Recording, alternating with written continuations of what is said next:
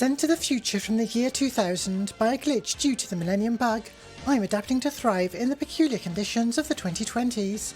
Join me in a multimedia extravaganza as we surf the World Wide Web, catch up on 2 decades of video games and mess around with creative tools new and old. I'm Millennium Cyborg, welcome to the new millennium. Alright. If you are particularly of sharp eye, you might notice that, well, first of all, the label's wrong. Oh, I often forget to update that. Let's see, what are we calling this? Unity Dev Stream. I am currently operating without anti-aliasing, and perhaps more noticeably at reduced frame rate, just for my model. And that's to give myself a bit more headroom for what I am about to be working on, because otherwise, yeah, even with my 3070, it's very easy to have too much running. Oh, great to see you, Skeleton. Yeah, I usually do cover disc, looking at old PC Magazine cover discs on Mondays, but I was really in the mood to do some development, and I've not streamed development in quite some time, so let's get right into it. Now, this is all, there's some automatic switching going on so that whatever I have in focus goes to the right scene. That can cause a few issues, so there'll probably not be fancy transitions be working for most of the time, and also, yeah, some of my keyboard shortcuts might not work depending on what's in focus. We'll see.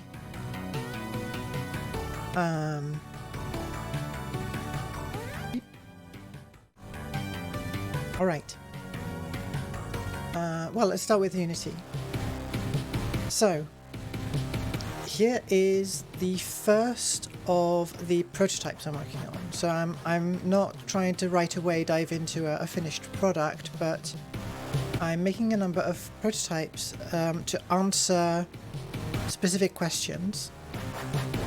So in this one, I'm bringing in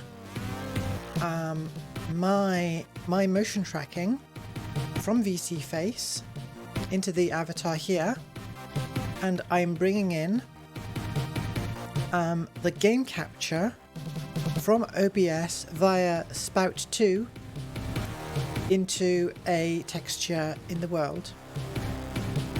The lighting is all a bit ad hoc, and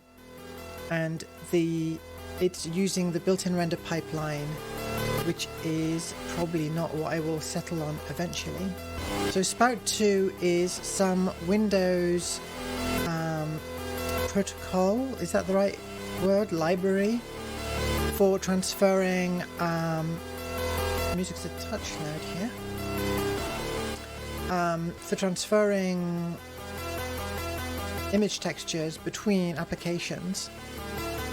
And there are Unity and OBS plugins for to send and receive.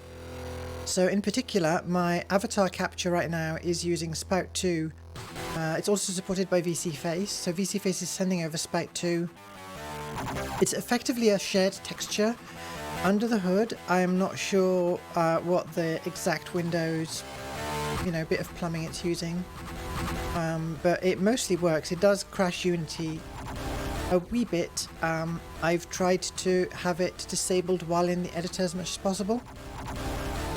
What else?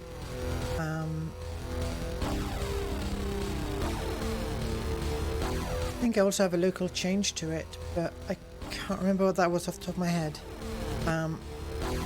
So I'm in Unity 2019 right now, 0.4, and I've brought in what do I have in third party? So we've got eVMC for you and UOSC for receiving the tracking data, Spout for receiving the game capture, and then we've got Unity raw input to try to effectively do global hotkeys. It sort of works, but OBS can also, if it's in focus, capture things I'd rather be captured by the app, and just your usual VRM stuff. Yeah, 2019.4 is the most compatible. My second prototype is in Unity 2020 .3, which is the next long-term service version, and that's because I'm messing around with the HDRP, the scriptable render pipelines, and basing myself off HDRP. Maybe we'll load that up later.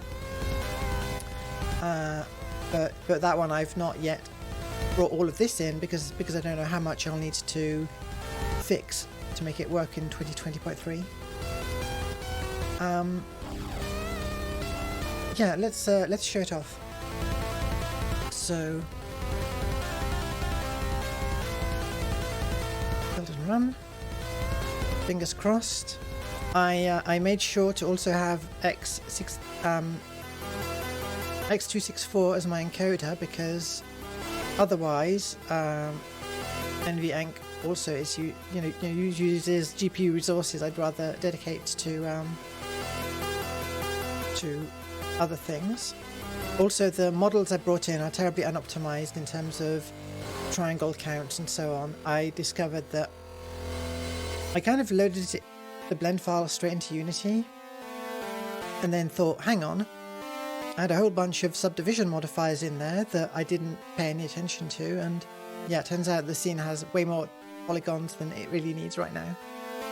But I can, it's a prototype. So if we switch over to this scene, give it a moment. There we go. So here I am inside the scene, and what I've been inspired by is obviously a TV studio, video game, TV shows, and all that sort of thing. There's nothing much behind me right now, because I haven't fiddled with the transparency or decided exactly how I'm going to do it. But I'll have my usual backgrounds behind the window, and then the game capture will come up on this window just here. So I'll just update the label, and I'll bring in a game that should be selected for capture. So we'll bring in Redout, which I don't know, it's a futuristic racing game that I don't think I've really streamed much. And we'll get around to it on Futuristic Racing Friday eventually, but alright, we see it in the studio, it's come up, so that's captured in OBS, and then a filter on, let me pause the music so we get the game audio.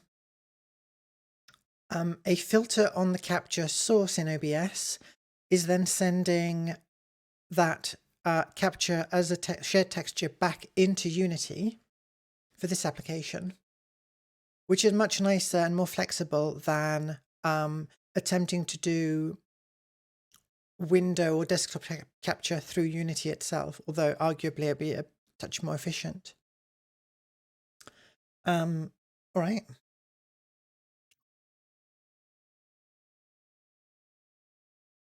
So now I have the game in focus. Oh, I remember what I did with Spout 2, what I modified. I modified the mipmap bias. Because, I mean, almost surprisingly, I don't know how the mipmap textures are generated, but the texture that's being sent over Spout is mipmapped, which is to say that it's got several sizes of the texture to improve the filtering. Classic biased mipmaps. I've never biased a mipmap before, so this is new to me. Oh, thanks. Yeah. So now for the dramatic part. If I get the right button, it all works. Ta-da! Oh, thank you. Yeah, pre-rendered late 90s CG is the look I'm going for. So hopefully you should see that the game is capturing at a smooth 60 frames a second. My model is capturing at 25 or 24 frames just because, well, two reasons actually. One is to lower the overall system load, as before I've had a chance to optimize things much. And the other thing is, I was curious because shows like Reboot, Reboot was apparently done at 25 frames a second. And so I wanted to give that a go.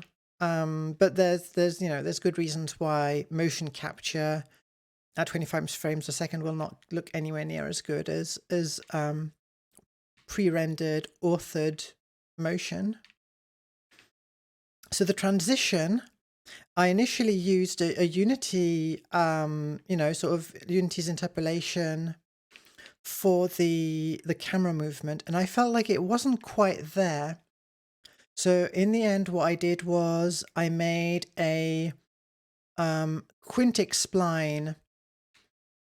I'm obviously it's because I'm chatting that I'm doing bad at the game right now. I made a, was it Quartic or Quintic that I settled on in the end? I fiddled with the animation in Blender and then baked out the resulting animation and brought it into Unity, which was also a nice learning experience because I'd never had to bake.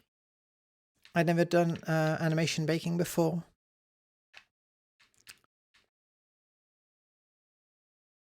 It's the sort of thing that you don't even think really about too hard, and then you think, okay, how is the animation in Blender actually getting into Unity? And then you realize, okay, you need to actually save the frame by frame values and transforms, otherwise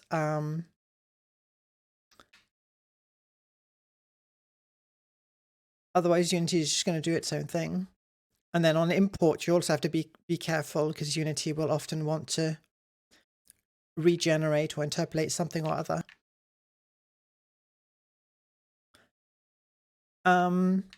So one thing that's missing compared to my usual in OBS setup here is the lighting and reflections, which are two separate effects. The lighting effect is, what everyone knows how to do at this point if they've been looking for it. Weber uses it, and lots of people use it, as well as smaller streamers, obviously. But the reflections are my little hack that uses the fact that the output texture from I guess from the Unity default render pipeline that's used in VSeeFace and other places gives you the alpha value of probably whatever was rendered last. So in particular, the glasses end up with an alpha value even though they're in front of my face. And I used that hack to turn it into a whole thing. I've got, it's like a spherical distortion shader and an alpha blend, additive blending shader, and use that to do reflections. But yes, so having everything in one engine, in theory, means that proper reflections should be easier.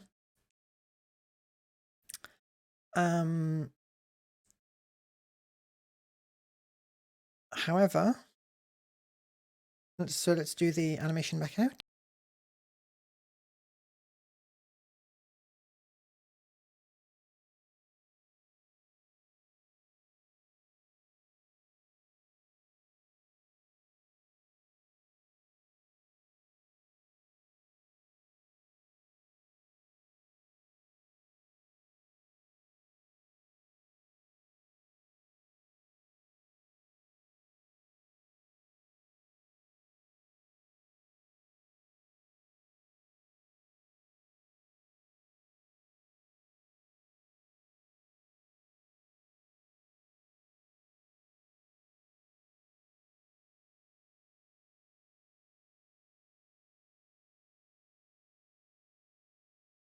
Oh, thanks.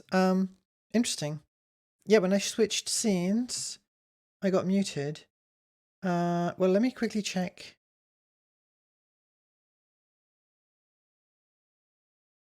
Okay, yeah, thanks for that. I would have probably not noticed for a while.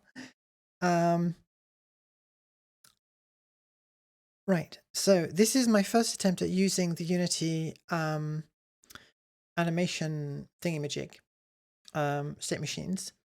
And so initially I thought, well, I just need two states, right? I've got the wide view and the game view, and then I've got transition between them. But turns out that did not work because, well, I don't know, maybe I'm using it wrong, but what I have in practice is I've got an intermediate step for the transitions themselves. Yeah, the problem is that each state represents an animation, and I don't have animations that are, you know, holding the end position. So I kind of hacked it all. I've got only one actual animation exported, but in the wide shot I play it at speed 0 starting from the beginning. In the game shot I play it at speed negative a very small number, which starts from the end and then doesn't really advance. So this is just a hack, you know, there's probably a better way of doing it. And then the regular transitions go speed 1, speed -1. So all playing the same animation to go into these different states. I'm happy to hear the better ways of doing this, but this is what I've got for now.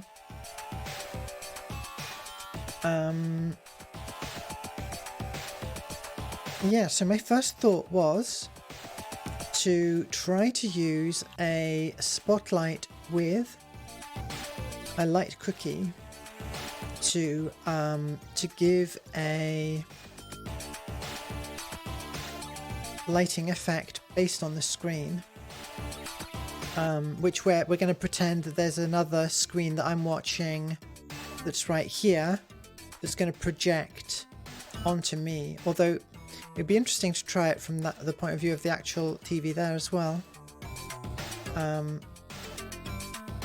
But by itself, the TV would be kind of backlighting me and not particularly kind of spooky effect, probably.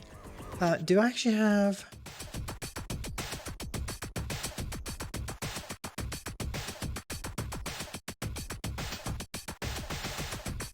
Right, that's the sort of position of the imaginary TV I'm looking at while playing.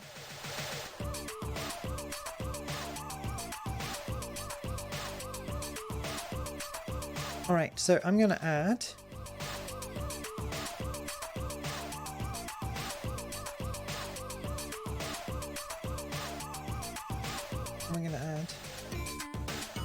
a spotlight, right?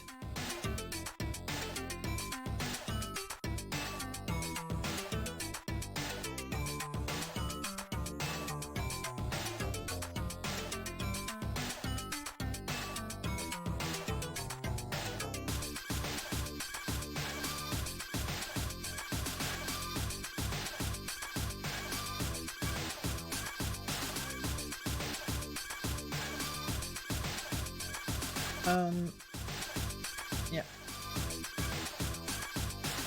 So I'm using the, without knowing too much what I'm doing in terms of Unity's lighting, I'm using the forward rendering pipeline. Is that right at the moment? Where do we even see that? Lighting.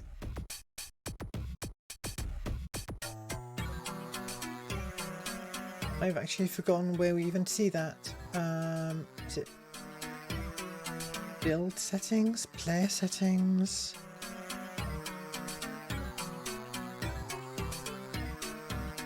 I think we're using the forward rendering. So this spotlight is projecting something. So now I need to figure out how to make it a cookie. So how to make it project not just a uniform light. You know, I didn't know a huge amount about Unity's render pipelines before diving into this either, but I'm over time sort of iteratively figuring out small bits of how it all fits together. And in particular, the scriptable render pipeline stuff is interesting because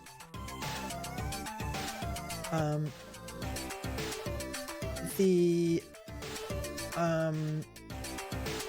code for the render pipeline itself ends up in your project. If you create a demo HDRP project, all of the relevant, almost all of the relevant code ends up in your project. It's and you can search through it. Although, as far as I can tell, a few. So in theory, the universal render pipeline and high definition render pipeline are both examples of things you can do with the scriptable render pipeline framework. And I did find, as I was digging through this code and seeing, okay, what does this do? What does this do? I can't remember. Everything's called GGX something, but one of the I did hit eventually something that must be a Unity built-in that's not documented. So there is a bit of special sauce in there, but a lot of it is accessible.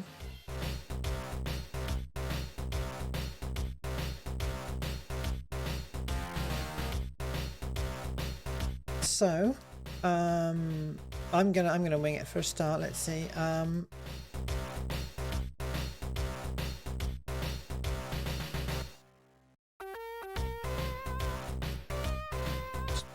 a look. Oh, that one's right there. Cookie. Okay. Is it this easy? Can I just select?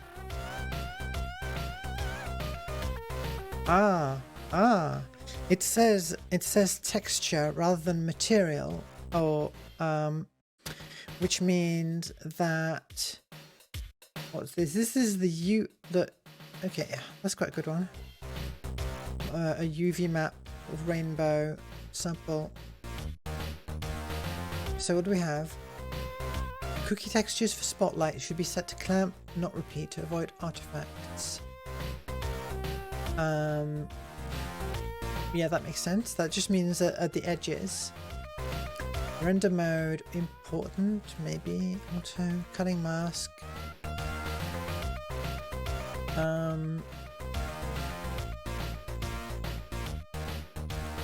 Just the default.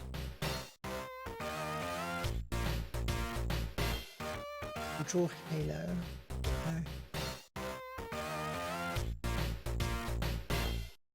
No. Yeah, hard shadow. So, interesting. Something weird is going on there. It's not having the effect I expected. So type spot directional spot. Right now it's looking like just a regular light to me, despite the cookie. Mode real time, yeah. Well, the color should probably stay as white. This is a journey into we can change the angle. We can change the range, which also affects the, well, it's the range at which it falls off to 0.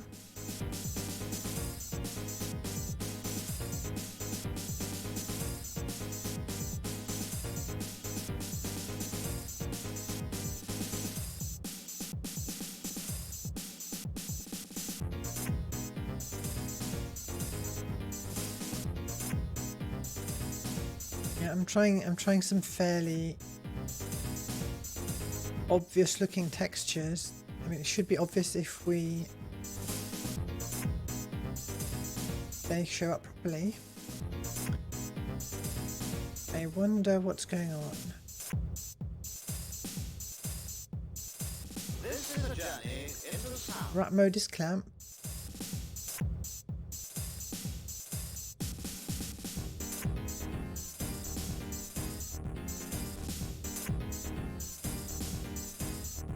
Shadow types. This is a journey into the sound. Flare. Well, flare would just be yeah, that's its own type of asset, I guess. So what I have in mind is okay, let's get a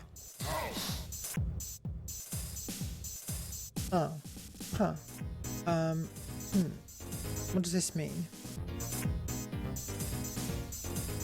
What does this mean? We've got render texture assets.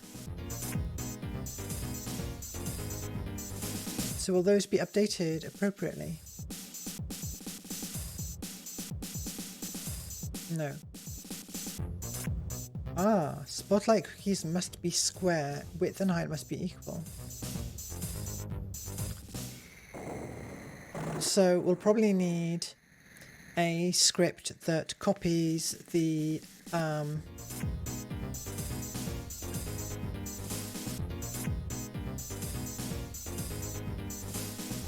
an appropriate section of the render texture down to a cookie texture. But first I want to verify that it actually works at all. So we want a square texture.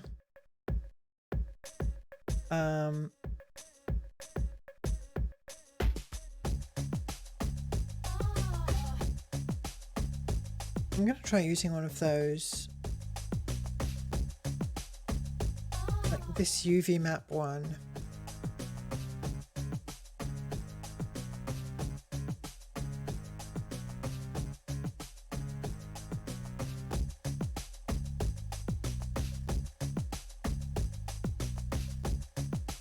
.512 by 512 RGB8 UNorm.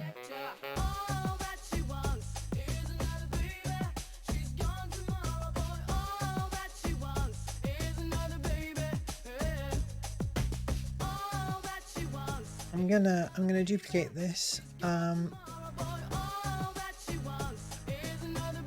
D work, yeah. Yoink. And then I will fiddle with this one and modify it and see if that helps.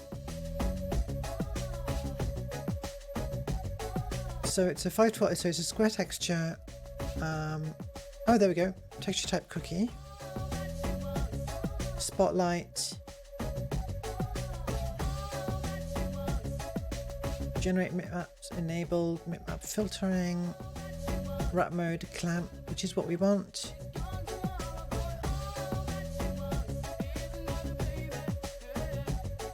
Okay, apply. What? What? Oh, thanks. The BGM is my playlist of module tracker files that I grabbed from some of these cover CDs I usually cover on Mondays.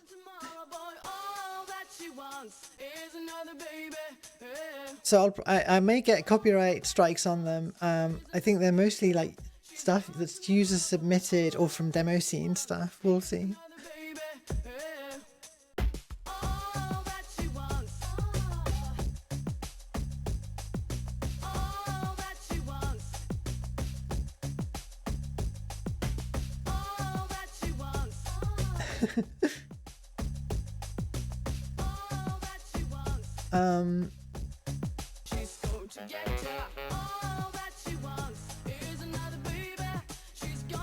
My two brain cells are not understanding why the texture went completely... Oh, hang on. Okay, you know what? I'm going to make myself a fresh texture and try that, and if that doesn't work, I will Google it. Which, to be honest, I've been developing by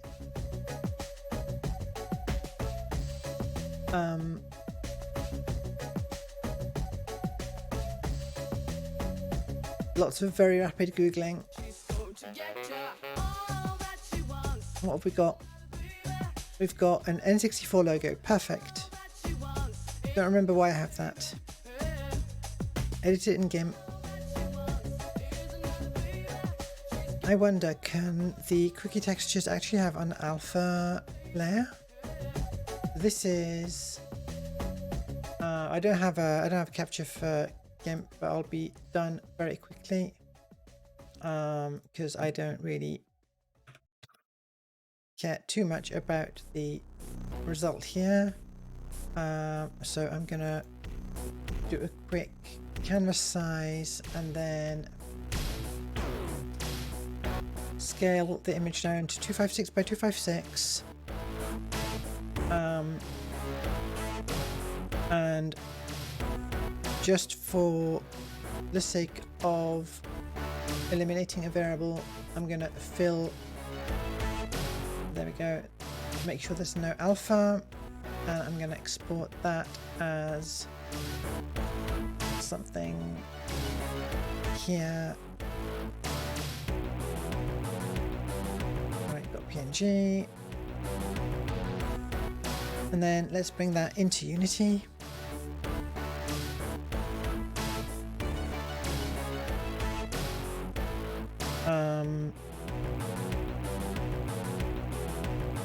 Open, no?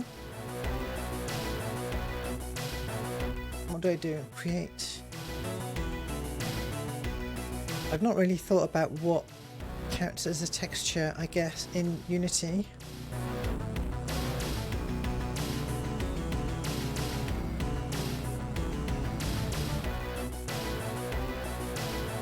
Just drag it in.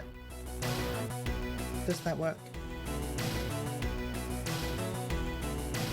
Yes. Okay. So yes, it's a texture. Cookie. Apply. Why does it do that? What did I do in here? Was it the cookie part or? Oh, hang on.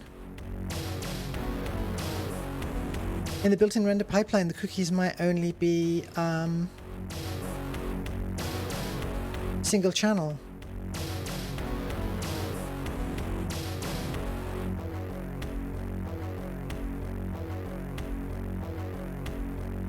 It says alpha 8. Easy to test. I mean, that's a weird. It just took the alpha channel out of the image. So what we'll do is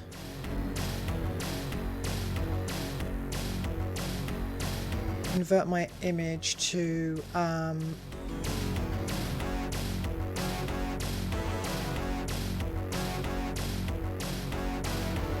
where is that?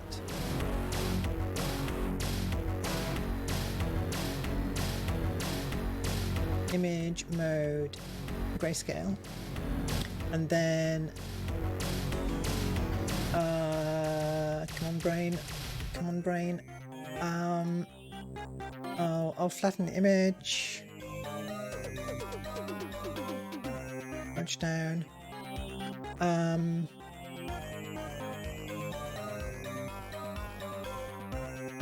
I can do layer mask, initialize layer mask to grayscale copy of layer, perfect. And then export over the top. Is that anything? To be honest, that doesn't look like much. No, I need something that's not going to turn out looking like anything. Here's what it looks like.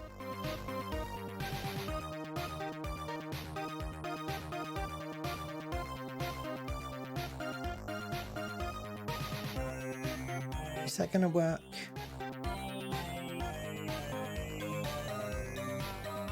Okay, that's a bit dark, but it might do something.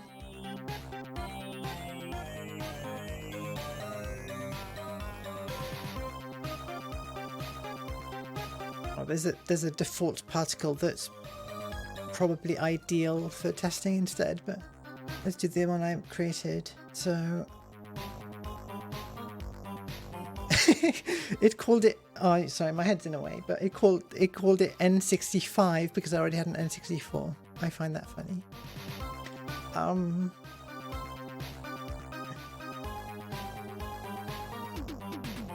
I still can't tell if it's really working though. It's hard to tell. Let's turn off gizmos. Yes, we can see it kind of in the world behind here. Oh, here we go. Here we go. You can see on my chest, here on my tummy, upside down, the logo. Okay, well, that's a proof of the cookie thing working. It's like yeah, I can imagine like a vaporwave t-shirt with fake brands and an N65 logo on it.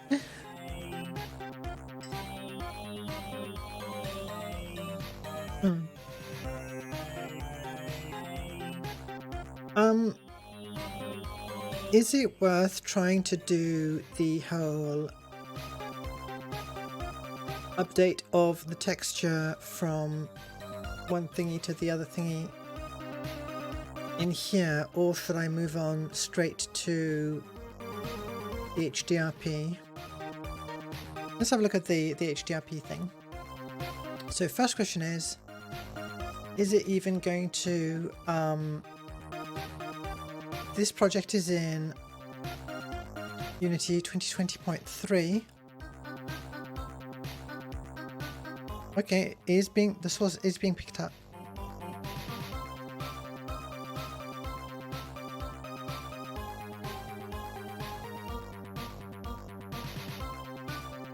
Why does it?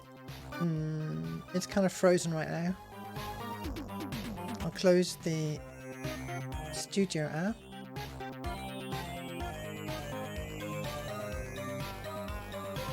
Why is it completely frozen?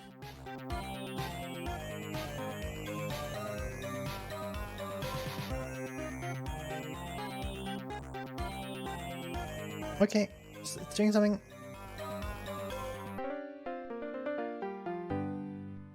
Oh wow, yeah, no wonder. Okay, yeah, I remember what I was doing. Oh no. Let me just resize that.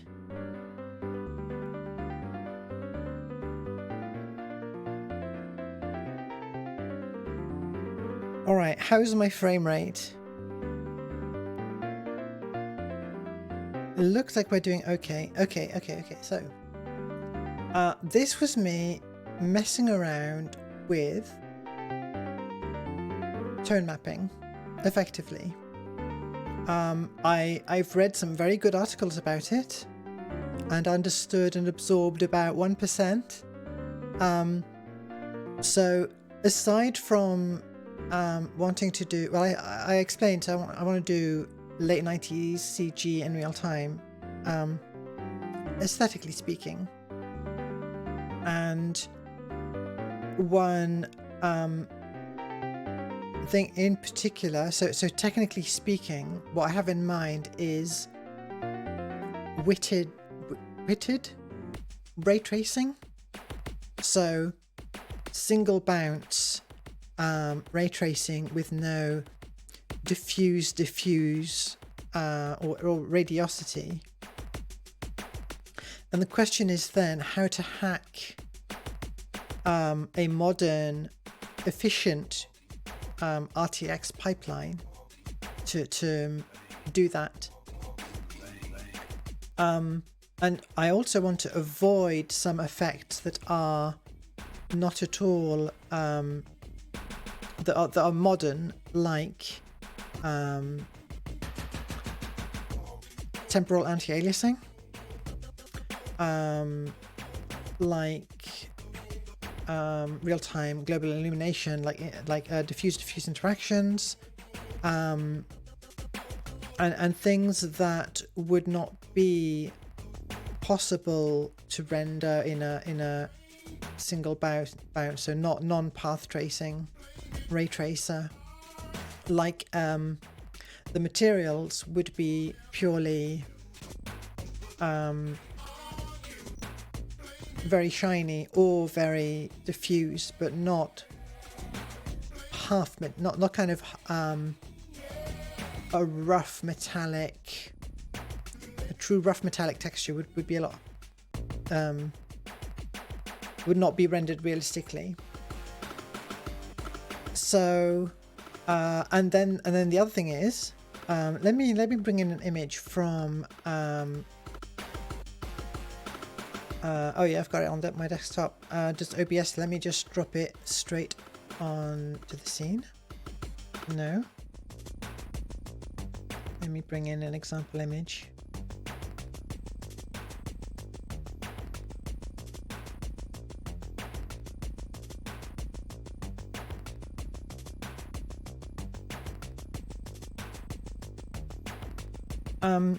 This is from Unity's own documentation, talking about the difference between rendering your lighting in linear space or gamma space. And this is something that you select if you're using the built-in render pipeline. I'm just going to pick a different music track. This one's distracting me.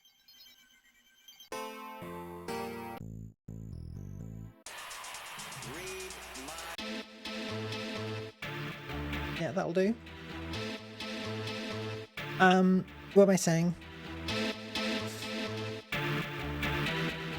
In an old renderer, all of your calculations for your lighting are done in 8-bit RGB color space. So you say my light is, you know, 50% RGB, and my material is 80% red, 10% blue, whatever. You multiply those values together and you get the result. The problem is that the RGB values are not in a linear space, they're in sRGB or gamma space, which means that they've been brought to a certain raised to a power, or raised to a power such that more of the space is I'm bad at explaining this. In order to give more resolution in darker tones, which in ranges of brightness the human eye is sensitive to changes within, it's passed through a kind of correction curve. But that means that when you calculate your multiplications and additions of these values, the result is not actually physically accurate. In a modern engine, you operate in linear space. So instead of RGB 8-bit, you have linear floating point values in your buffer, and you're calculating in terms of an actual amount of light, and linear space and HDR go together quite well, because HDR just means that the range of values is going to be much larger than what's representable in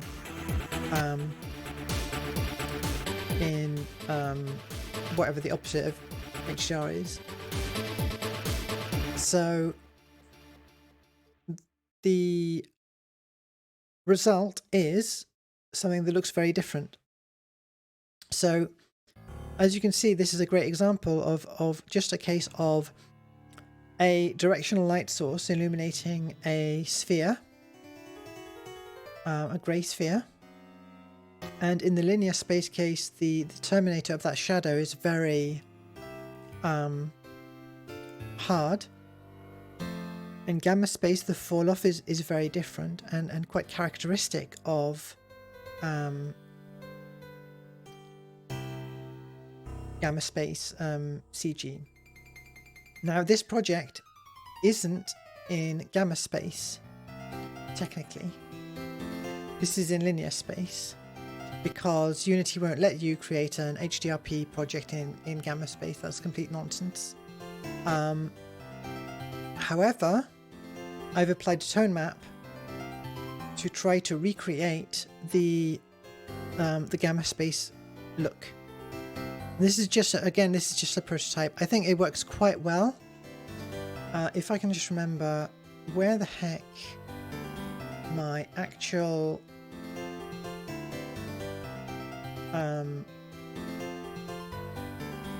where did I put it? Is it in the global volume? Yes. So you can see I've got a custom tone map here, and the tone map is what translates the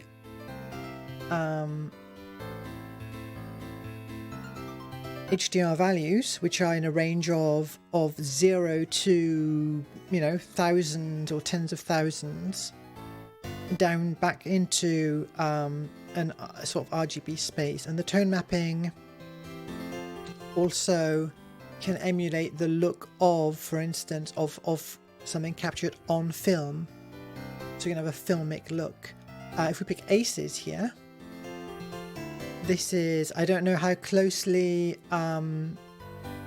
Unity's Aces implementation matches, you know, whatever the current industry standard is, but Aces is the, as I understand it, the emerging industry standard for a tone map that is all around pretty good for the entire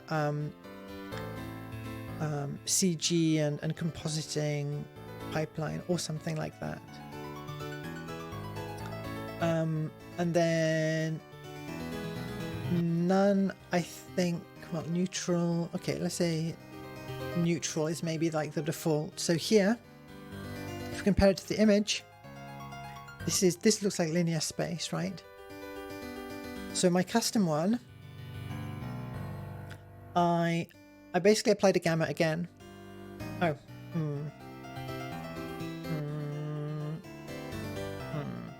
it's behind me.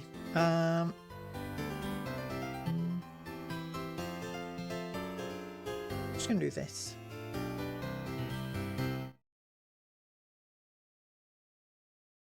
There we go. Yeah, so we've just applied Gamma 2.2 is kind of the standard Gamma. Strictly speaking, sRGB and Gamma 2.2 aren't exactly the same, because sRGB includes a small section at the beginning of the curve. So you see here that the very dark values get mapped really close to 0 in here. And if you try to do the inverse of that transform, you're taking a bunch of values really close to 0 and it, bringing them back up to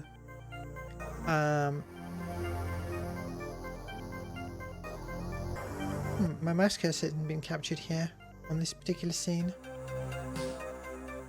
Oh, there it is. Okay, weird. So to transform it back out of this, it has to take some values that were crushed into a very small range and expand them back out. So the downside of what of just regular Gamma is that happens, and what sRGB does is it inserts a very small linear section at the beginning, which means you can recover the detail in the darkest part of the curve more faithfully. And something like that is what's happening here, where you can see some banding and some color issues on the scene right here. So it's not perfect, but part of that is right now I'm using the HDRP unedited, the pipeline itself, and I'm hoping that I can do better by diving more deeply into it. And then finally, what we're seeing right here is path traced. So it's not real time, but it's taking several seconds to throw many samples into the scene.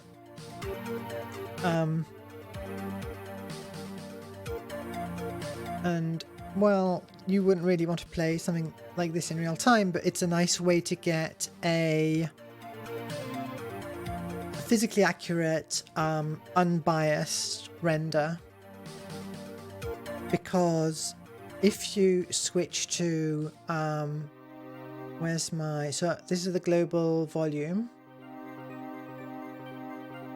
and I've enabled path tracing. Hang on.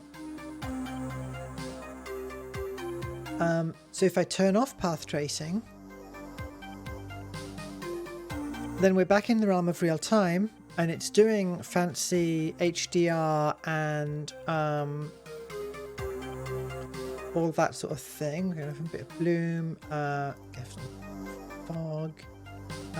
We've got some screen space refraction, screen space reflection there on the water. And so at this point, it's not physically accurate. It's using a whole bunch of individual tricks and passes to produce a result that approximates reality. And this is more like, you know, if you crank the settings up on Cyberpunk and you've got RTX enabled, then that's the sort of thing it's doing. What else have we got? I think I can fiddle with temporal anti-aliasing somewhere. I've disabled that. So what I've done is I've started with a modern graphics pipeline, and then I'm fiddling with it to try to get back to the look of old CG. So I've got a perfectly reflective sphere and a material that's the sort of a boring grey. I've got the tone mapping applied. The other thing that I need to look into more, but that is crucial, is the lighting. So in an HDR scene, you've got your lights, you know, set to very, very large brightnesses, like 10,000 or something. Whereas in the previous scene we had open, it was just a brightness of 1 and then a fall off. So numerically those values are very different, and the materials as well. This grey sphere, if we look that up in the inspector,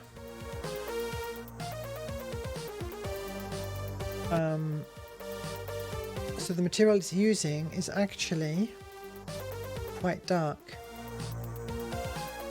No, that's the shader.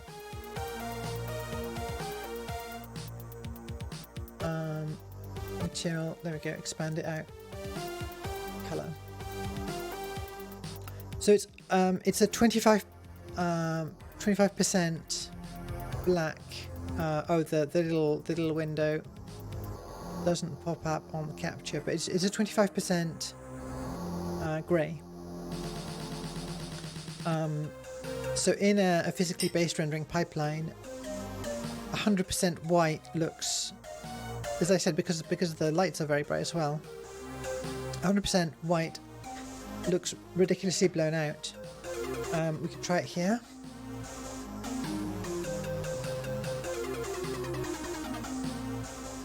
That doesn't even look like anything really. So because this is path tracing, we are getting, I think, diffuse bounces as well.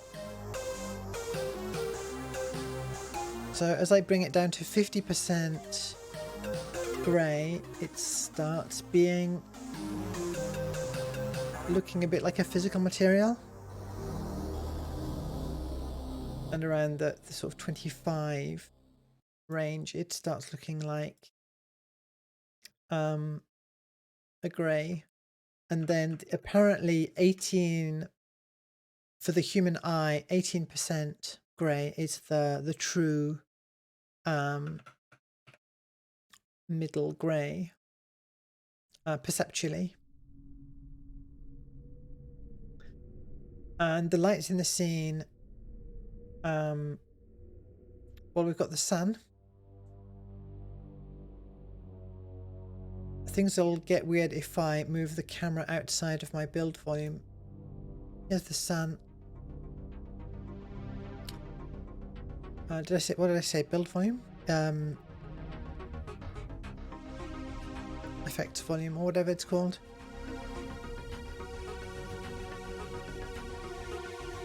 So inspector over here, that's the light.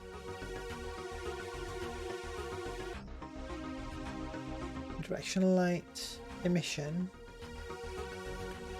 So this is a light at 6,500 degrees Kelvin, which is the temperature of daylight, and has an intensity in lux, and it's very bright.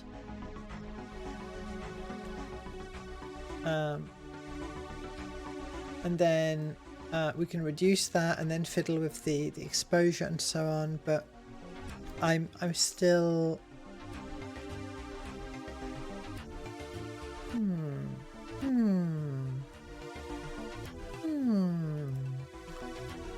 cookie texture, eh? Whoa.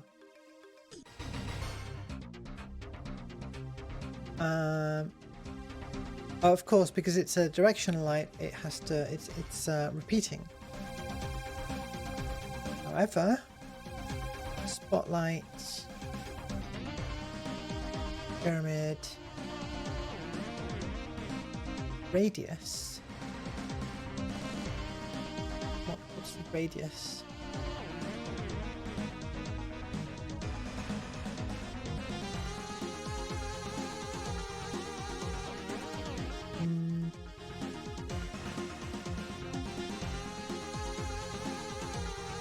Light appearance, color, filter and temperature. At 1, range 100. Radius 1. Because there's the range and the radius. Quite confusing.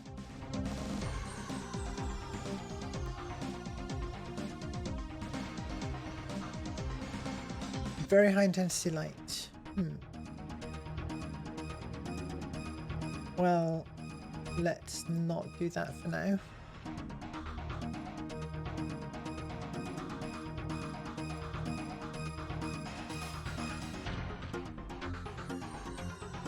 Just looking at what textures are in the project. Does this one work now? No, that one's not appropriate. Yeah.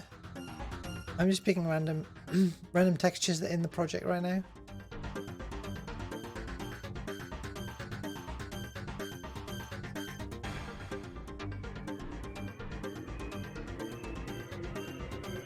Let's go back to how it was before. How do we cancel a none? Okay.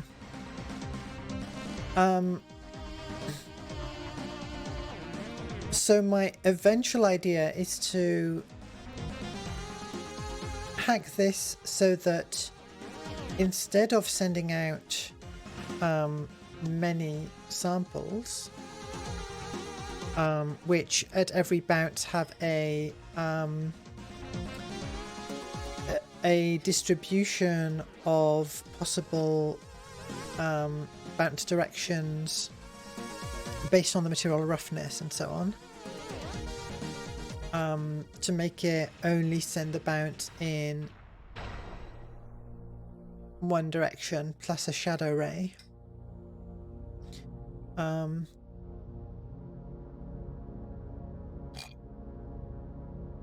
But I don't understand the code well enough to do that.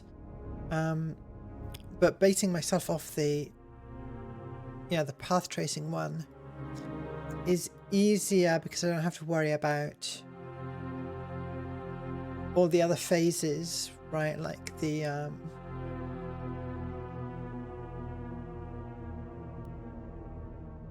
we're outside the volume.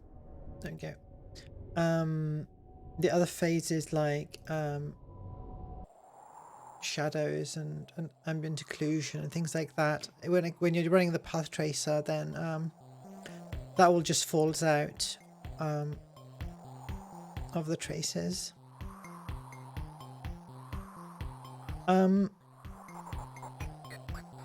Have I done anything yet on this stream? Not really. I've talked about stuff. We tried cookies, but didn't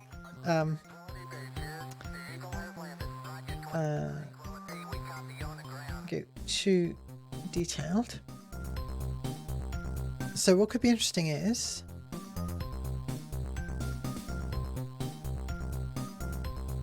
bringing in the resources from the other project.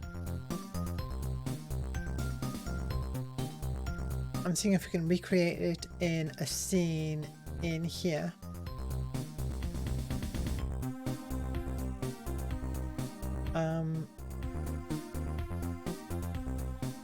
And actually I've not tried bringing in assets across projects in Unity before.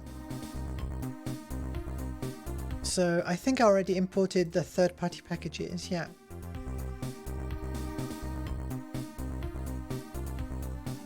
No more space in the 2D Cookie Texture Atlas. Interesting. So all I need in theory is... Oh, hang on. Yeah, I created an empty scene for this.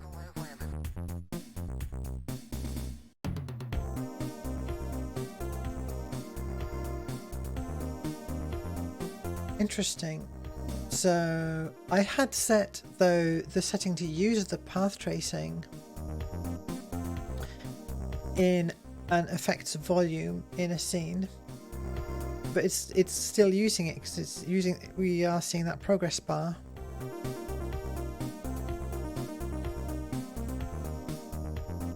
Well, let's start by adding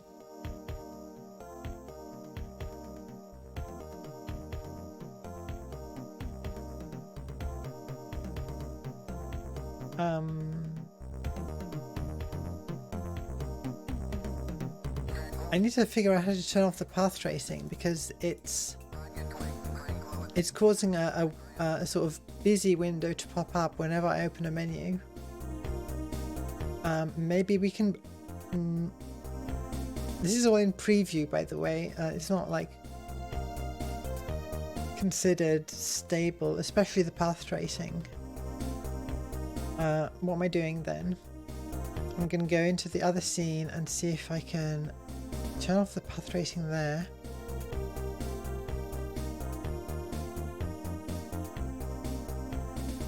And see if that sticks, even though that's not how it should work. Turn off path tracing, there we go. Okay, it already feels more snappy. Save everything. And open this one up. Yes, good. Right. That'll make it easier to actually menu around. I'm just gonna try and drag in the assets from the first project, copy them into here, and see what happens. I'm already questioning that decision. What happens if I bring in the scene, for instance?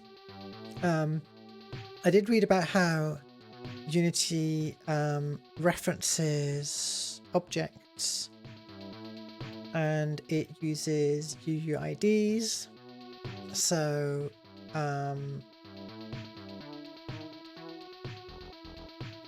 as long as we bring in the meta files for the assets, right? I'll bring in. I'm just gonna bring in everything at once and see what it does with it.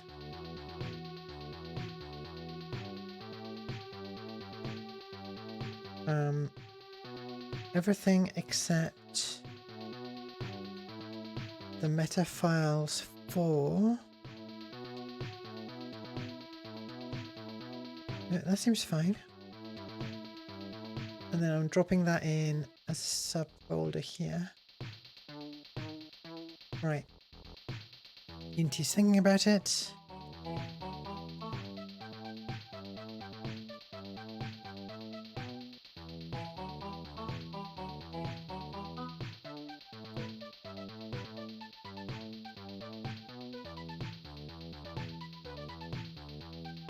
It's complaining about Unity raw input. Maybe I forgot to import that particular one, but any other errors? What's the main one? Mesh doesn't contain normals is slightly... No, that's fine. That one's a kind of secondary test mesh, I think.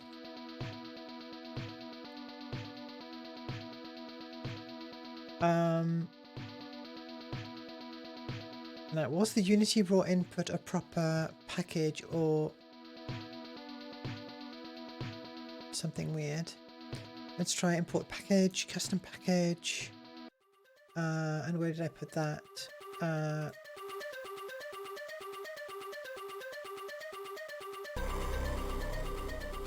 Unity raw input.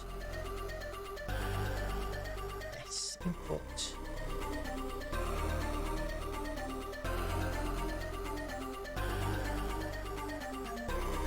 Alright, we've got a few warnings left, but those are fine. And I'm going to move Unity raw input into my third-party folder.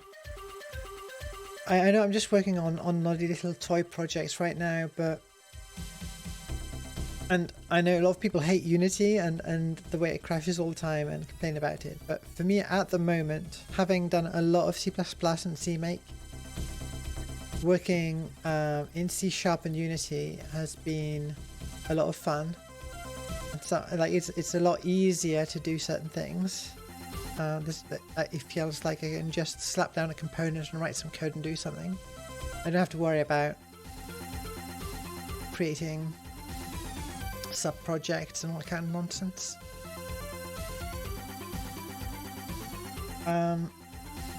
Alright, we've got a scene over here. That's exciting.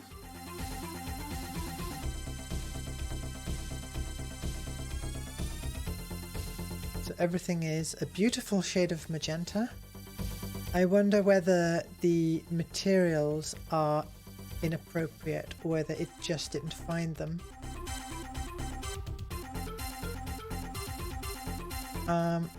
Any actual warnings about the materials? So if we look at the studio, for instance,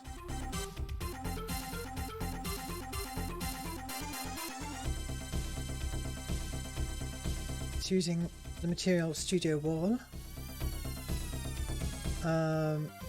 Oh, right, of course the shader's wrong on all the materials.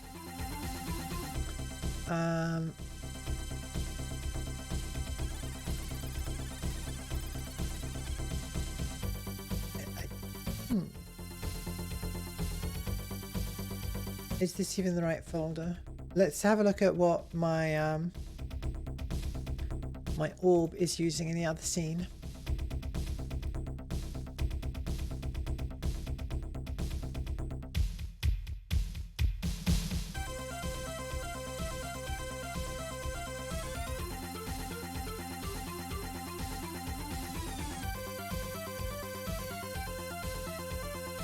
My default HD material, okay, that was one I edited, and then HDRP/lit, okay. Back to the other scene. Slightly messy, but we can clean it up later. And actually we can just go into...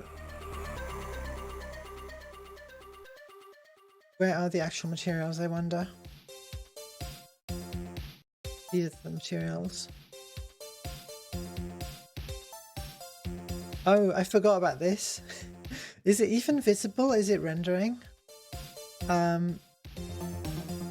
I was wondering what sort of chair I should have, and I found that Herman Miller have a free Aeron model. So I've got an Aeron chair in there. An official Aeron chair model. And probably that is also using more polygons than really necessary. Yeah, High Roller, it's spending the polygon budget on ergonomic chairs. What am I doing? I'm just gonna start from the studio and work my way out. I need a way to. I'm just annoyed that my head is in the way of what I'm doing. If I have anything useful on the other side, so I have to swap tabs a lot, but we'll survive. All right. This is HDRP lit. So as I said before, the values are too bright. So I'll start with 25 as my sort of default. What else is going wrong here? Well, at least it's not magenta, so...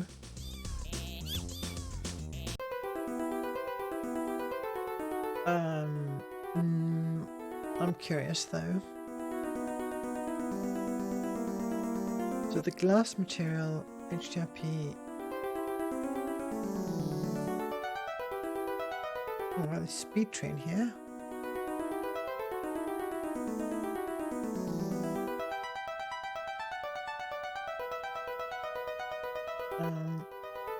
So this one is transparent. Uh-oh. No, okay, it was just recompiling. Rendering past default blending mode alpha. What does that say? Back then front rendering. Probably, but I mean we're not going to notice. But probably. Material type. Yep, standard.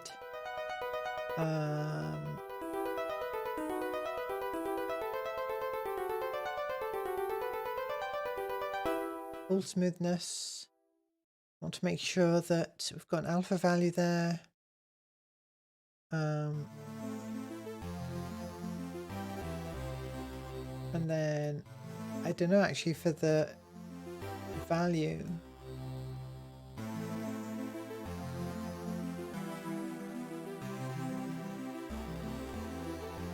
Okay.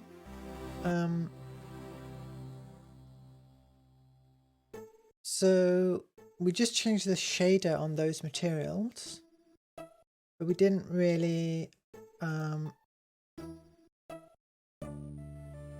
for a start, I don't notice a difference here. Oh well, our lights also I guess they've been converted. Let's turn off lights one time.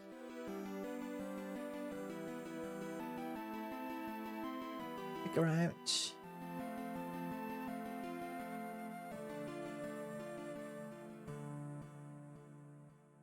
Where is the current lighting even coming from?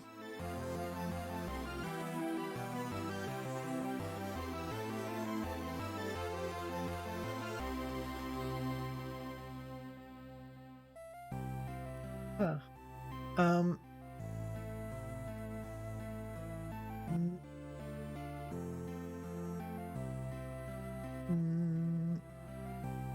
Let's make a volume. I have not yet figured out what the best way is to organize a scene. I know that you use empty game objects to effectively make yourself a hierarchy, but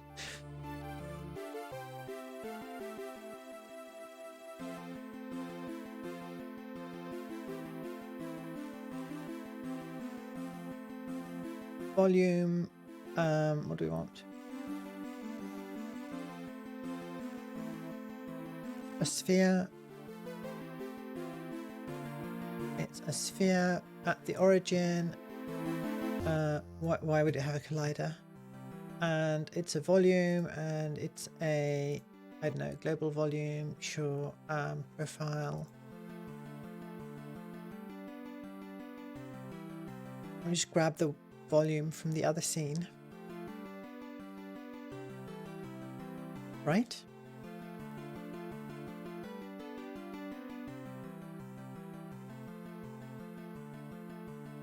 Let's go through my lights and turn off. Okay, we've got the overhead light ring.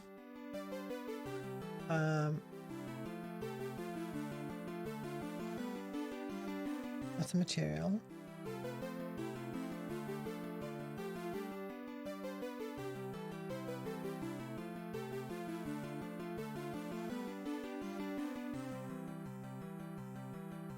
Oh, those are prefabs. I want to be looking at my scene hierarchy. And I'm gonna turn off things.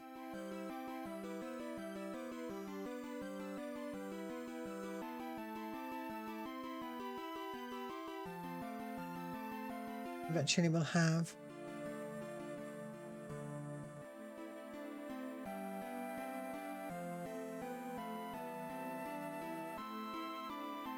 something that makes sense.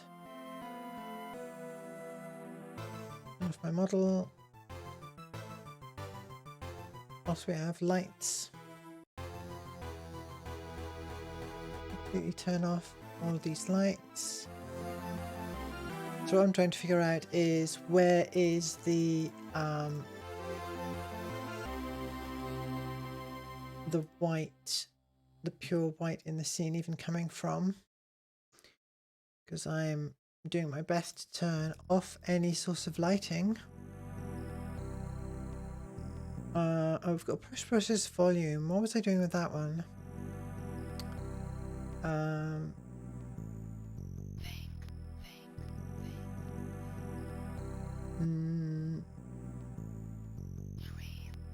Don't even remember. Don't need the input. Some cameras. The cameras might have something on them that's relevant.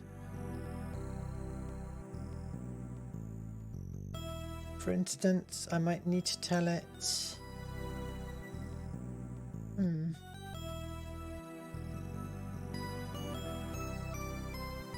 Be affected by volumes.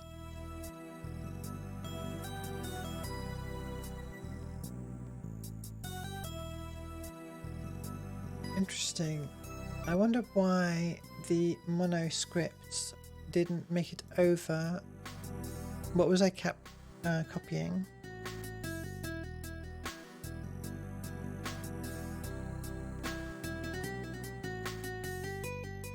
I copied over assets.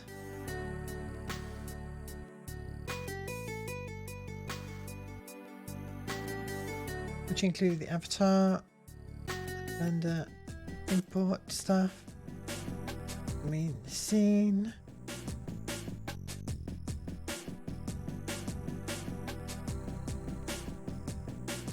So where do those other C# files live?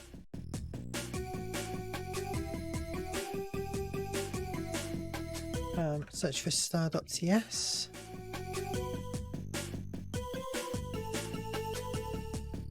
Sorry, you can't see this. I'm just trying to figure out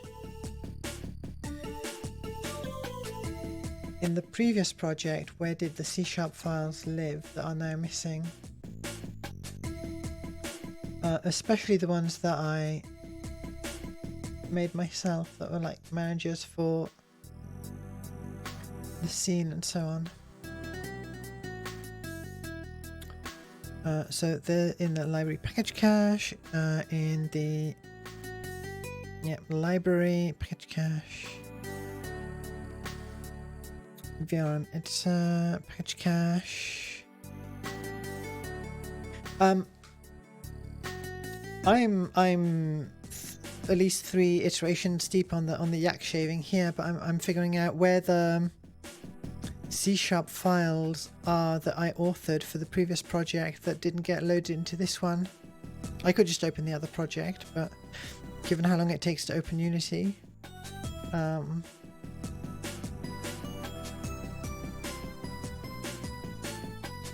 I know where the third-party C# files are. Fine, I'll open the other project as well.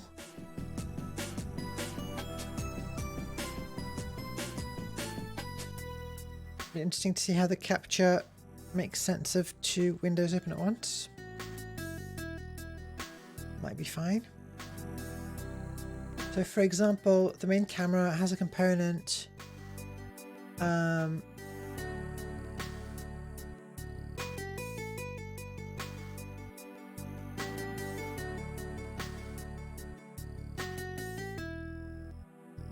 script, none.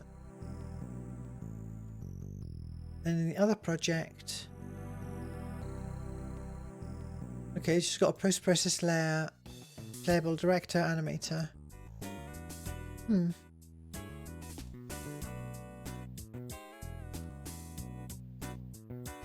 Oh yeah, the post-process layer was because I was messing around with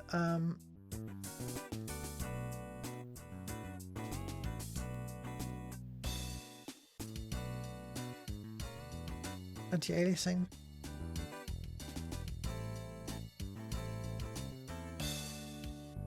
And then the other thing was the input control, right? Actually, that was all the code there was. Got it. Okay.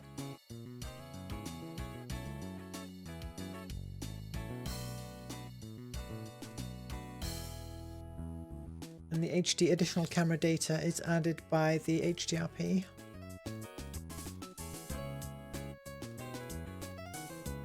I wonder, what if we collapse all of this and then say just add an object, in fact, add the sphere from the other scene, right? Probably. Well, the sphere isn't an asset, so I need to save it as a prefab.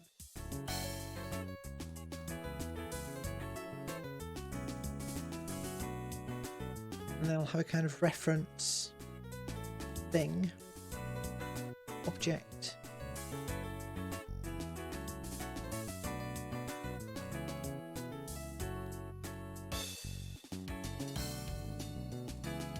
So I'm going to grab these 2 spheres. I'm going to make them prefab. No? This one, make a prefab. I don't know how to make a prefab. Game object.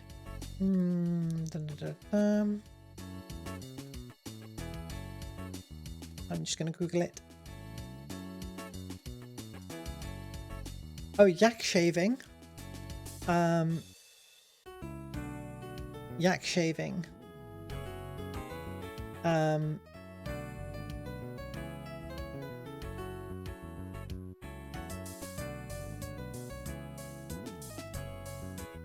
Where's the best definition?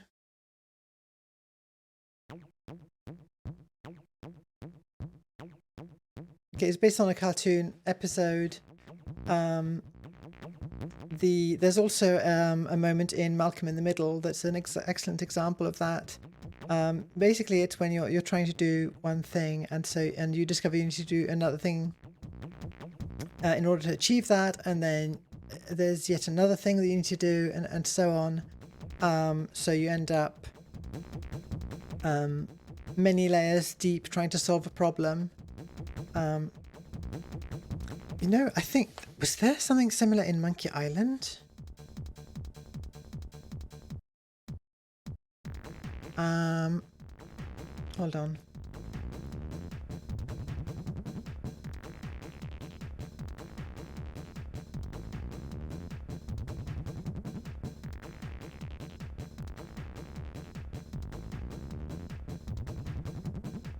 There is a GAC in Monkey Island.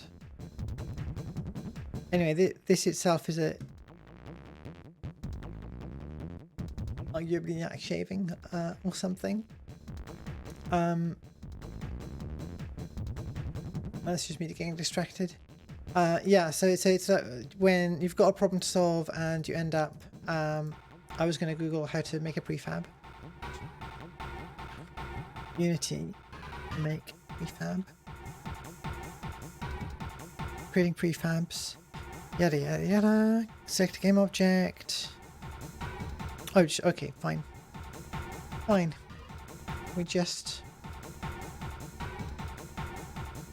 drag it in here somewhere.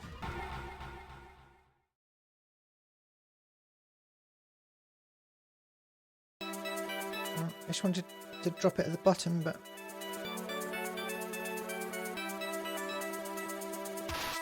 alright. And there is already a prefab, the ball_pf.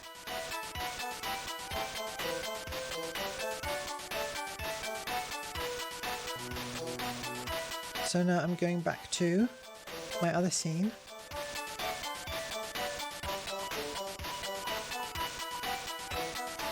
Not that one. Although, might as well. Right, what do we have in this scene? We just have the sun. The sun is really bright. Just make it overcast according to the little icon. Our sphere is still way too bright, even though it's using a 25% grey material. Oh, I'm forgetting exposure on the camera, aren't I?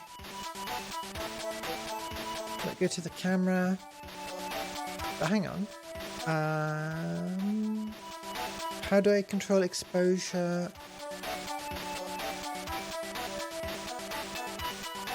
In the scene view. Well, we know it'll use the volume if there is one. Global volume and add camera. No, I'm not adding a script. I wanted to add a. Okay, I need a volume profile.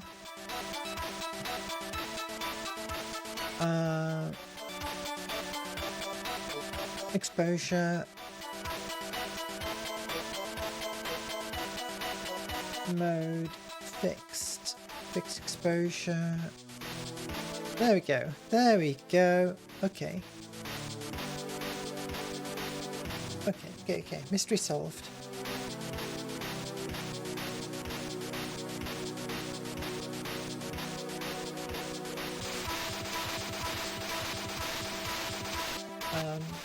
So this time I'm going to do it on. Well, let's try it on the camera.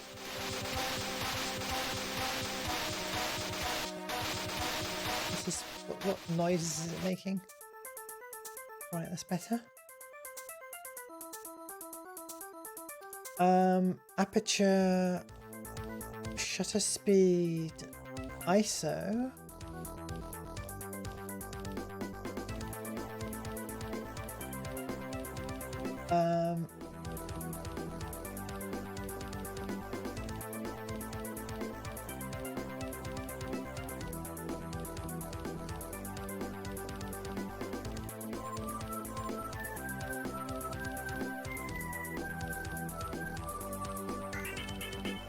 I'll just try doing the volume again.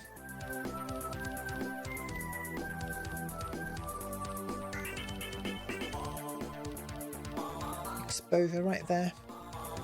Could do automatic. But I found that again didn't give good results, especially with the weird tone mapping I'm doing. So we'll do fixed for now.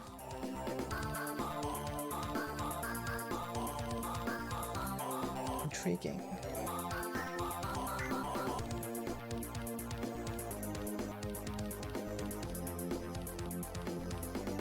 And then I'll drop in my reference sphere as well.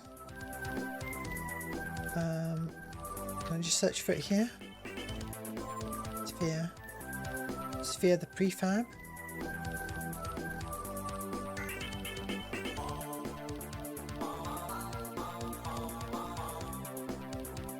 So it's very bright here. So if we go to our exposure,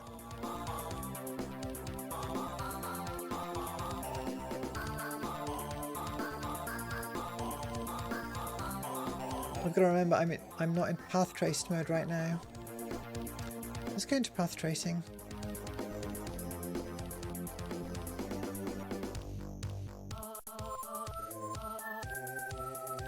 So the previous scene was entirely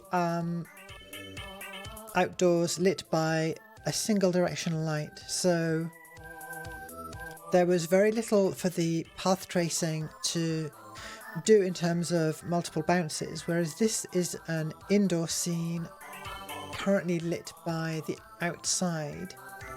So the path tracing has to do a lot more work because there's far fewer photons making it actually onto the objects and then into the camera. But I just wanted to get an idea of the exposure for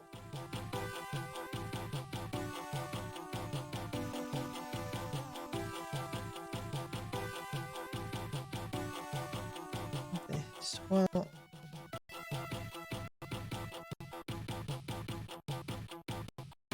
angered something.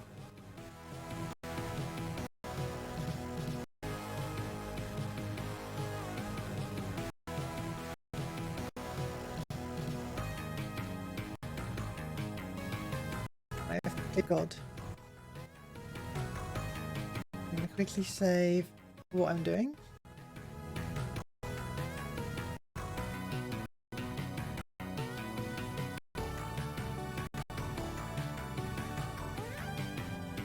Okay, that was bad.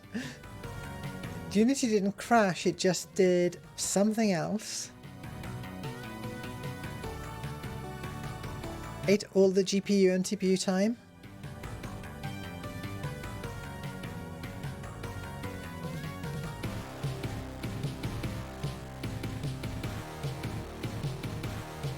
Alright, we're back with path tracing turned off, and I'll probably keep it like that for this scene. I just want to get roughly the right exposure value in the volume.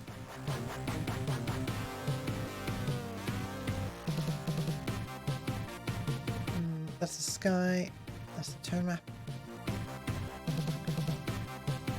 Here's the exposure. Wow,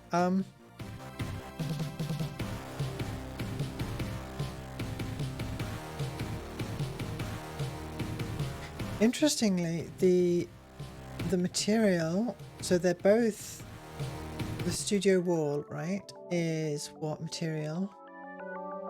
HDRP lit, value 25.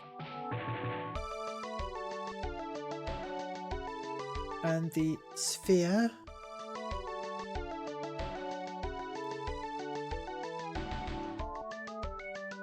oh, hang on. There might be several things named sphere, or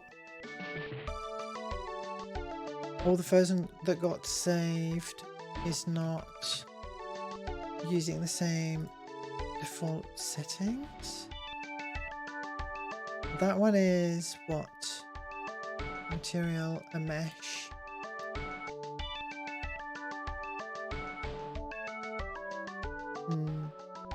Okay, well, forget the reference sphere for now. Let's fix the materials.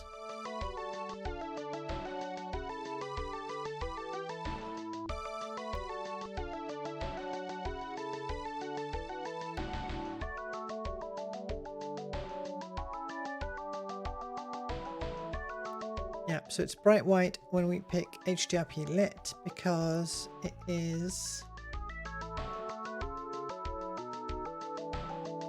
an unrealistically pure colour. Yeah, the smoothness 0.5. Oh, the desk is using the same material, it looks like. So we kind of want either smoothness 1 or smoothness 0, I think. Well, actually for the diffuse it's not as big an issue. You can kind of see it snapping on reflections at 0.9. Let's go with 0.9.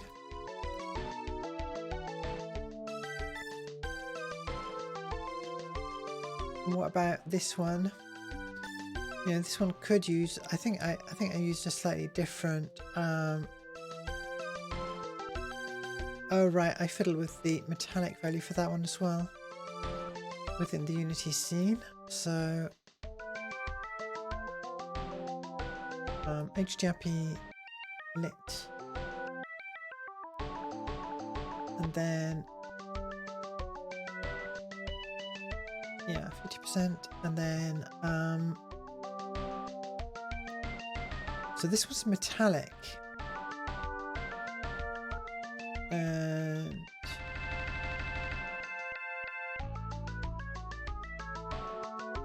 for now I'll leave it at these values, but that's something I need to think about eventually. And now we've got a whole bunch of Herman Miller materials. I'll just make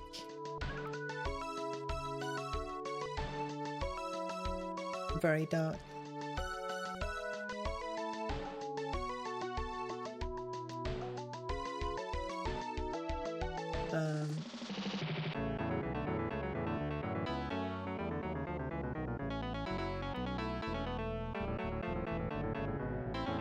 I'm gonna make it just use Herman Miller black, single material for all of the slots.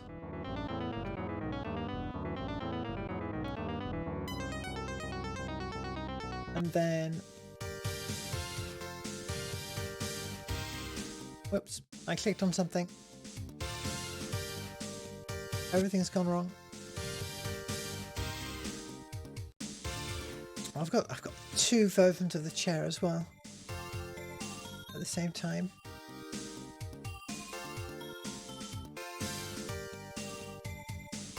Why did my changes? Oh, I must have been editing the other one.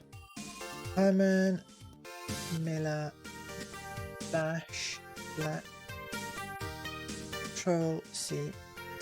Okay. Right, can I drag it between? Drag this. Yes, that'll be a bit faster.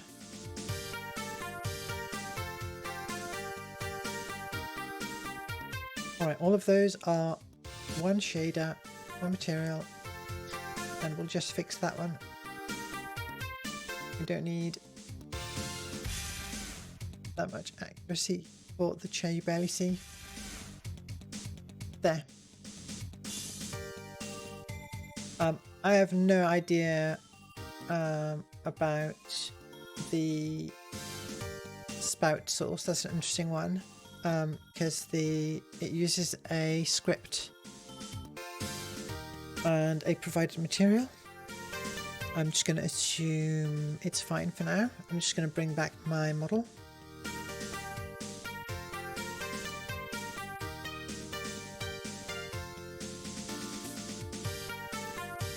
There it is.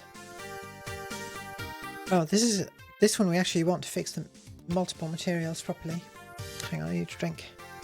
So I'm mumbling a bit. Been going on a while.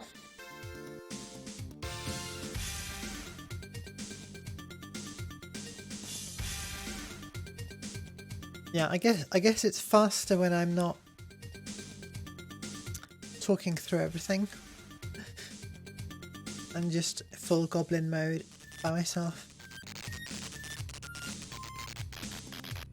So this is a VRM model. It's still got the VRM scripts and stuff. I don't know how much of that is actually needed if it's just inside my own app, but for now, the skin seems like a good place to start, and we're gonna say HDRP lit. Okay, undo. See, this is just using an albedo and it's overwriting it when I switch, so any other features? Smoothness 0.1. Okay.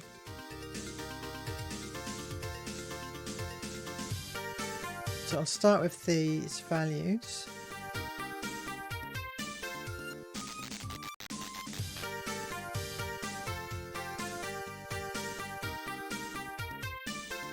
Right, and that's the one used by the body. And so that's too bright right now.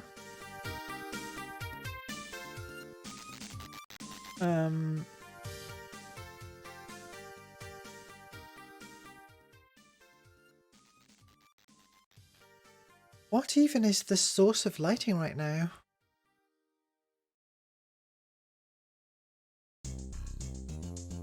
I have a cunning plan. Look, this is not good thinking music.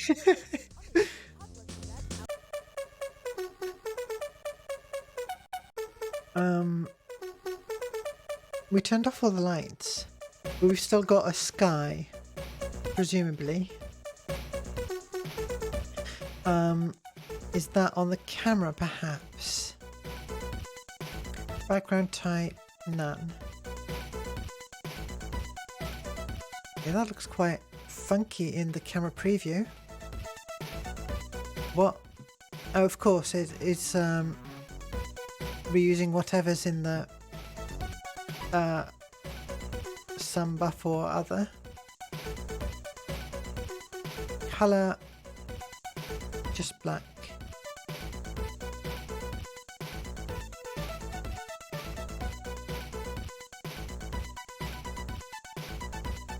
Okay.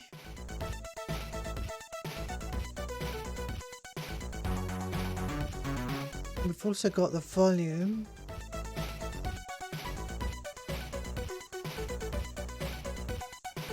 I just remove the sphere collider. There we go.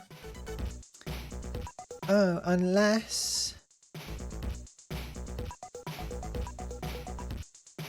No, probably not needed.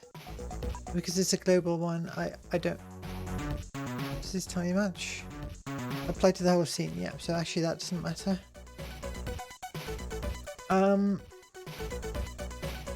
There we are. There we are. That's where everything's coming from. It's a Unity sky. Intensity mode exposure. Is it tracking?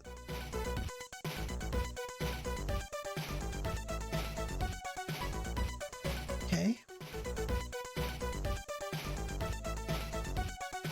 10,000 lux gives us some sensible fixed value at least.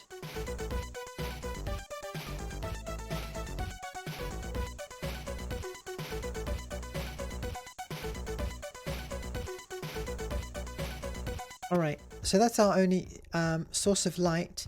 So we can adjust the exposure so that the outside sky looks reasonable.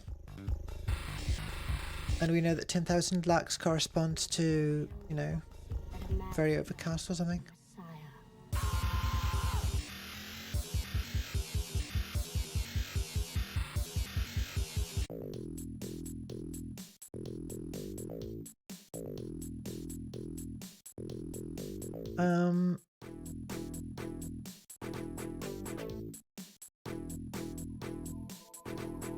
On the volume, on the volume.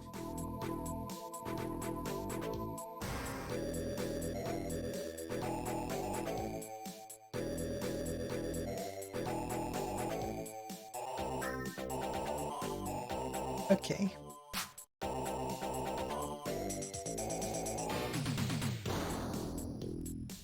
Well, now it's too dark, so I guess it makes sense where... Yeah, we'll start with that.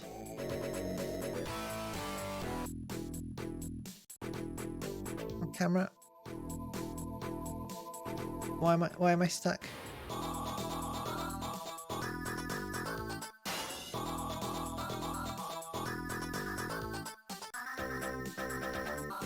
What have I done?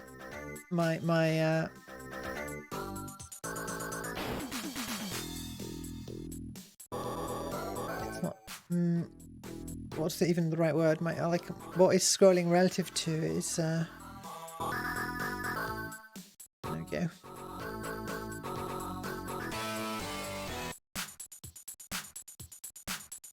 Oh, still something weird to do with the scrolling. With the zooming and moving around.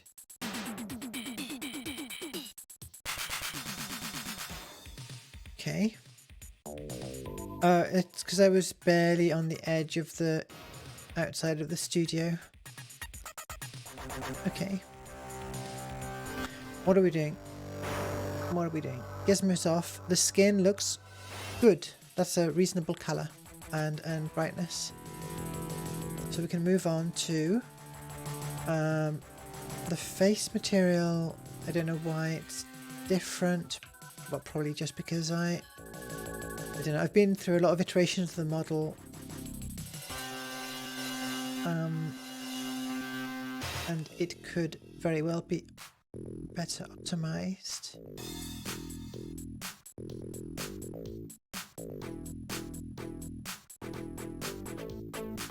Hang on. So that's value 100. That's value 100 as well. I'm not going to think about that right now.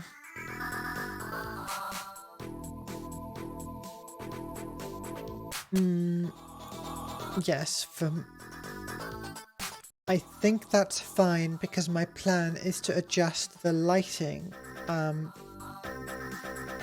to work with the material values that I authored, rather than try to get the material values into a physically plausible range. Let's do the hair.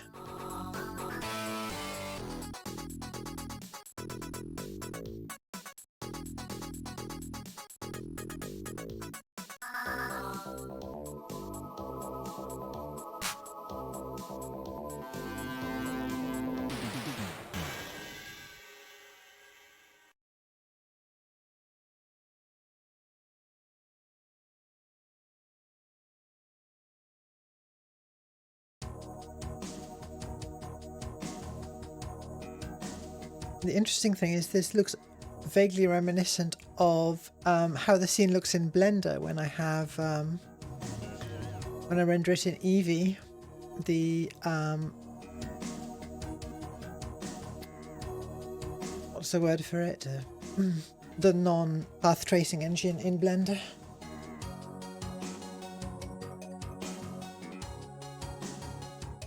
We've got the metal part of the glasses.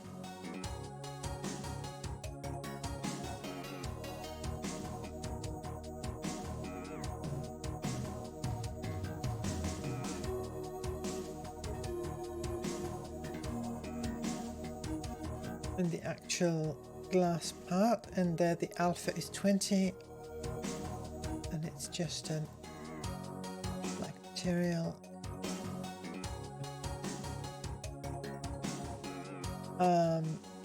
Transparent alpha, yeah. Rendering pass, right. How did we set up the glass for the background? The window.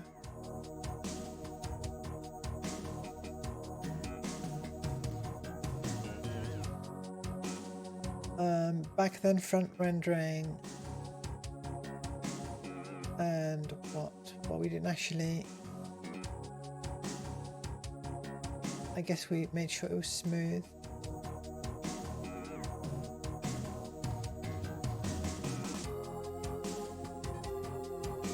Glass is metal.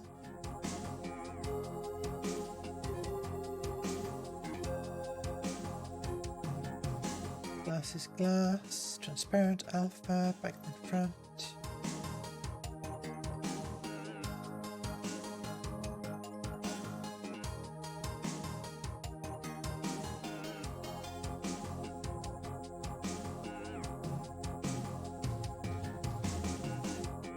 Channel depth pre-pass. Seems to have done something good.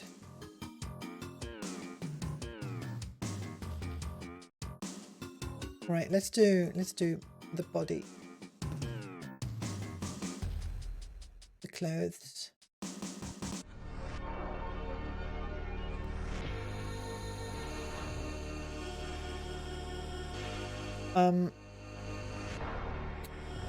Eventually I'll figure out how to bake down, well, yeah, how to bake a proper model with like one or two materials with all of the different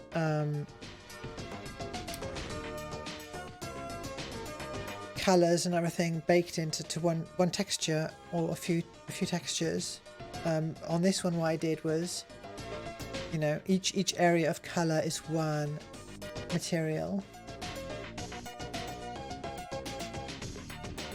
which is inefficient from the point of view of you know, number of rendering passes in a real-time renderer, and in terms of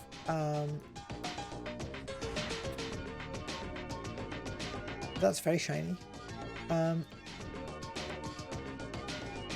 Yeah, it's suboptimal, but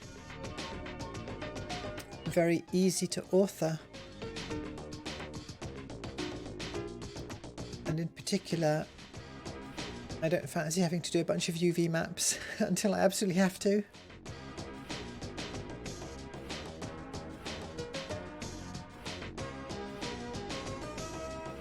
So the metallic and smoothness values do carry over in the HDRP thingy-majig.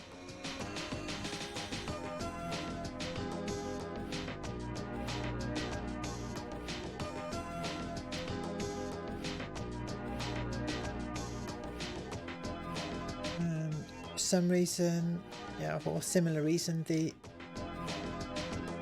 top and bottom of the clothes have separate materials right now.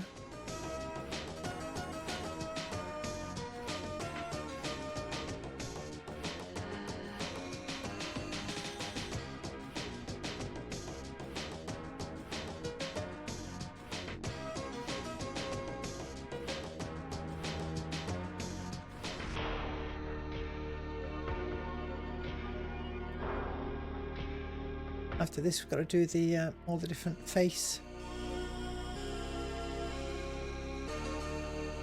materials. Looking a bit spooky right now. Oh no, okay, I thought it was doing something good with the transparent materials, but the answer is no, it's not. This is why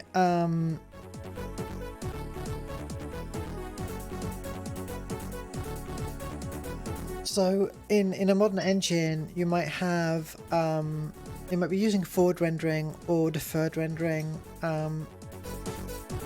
Either way, rendering transparent objects is increasingly difficult in modern engines, which is why you end up seeing effects like dithered alpha, dithered transparency. So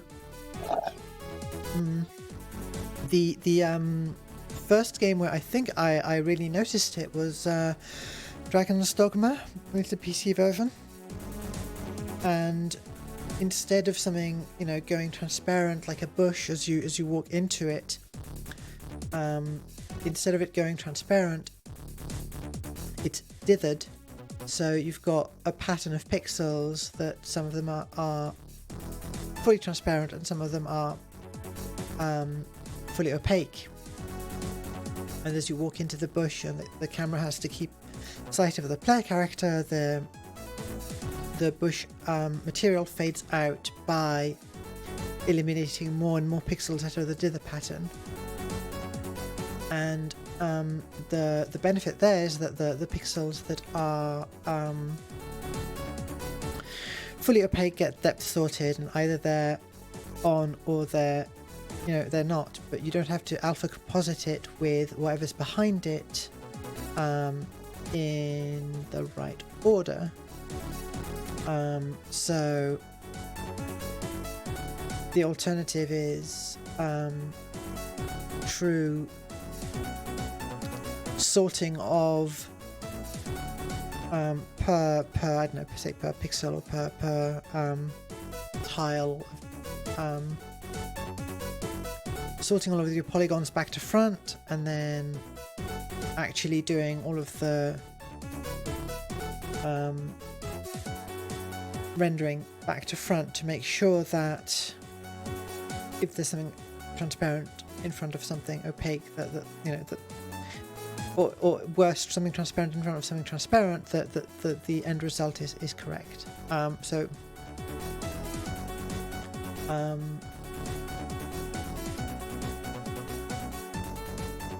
Here we're seeing that it's not really managing to deal with transparency very well.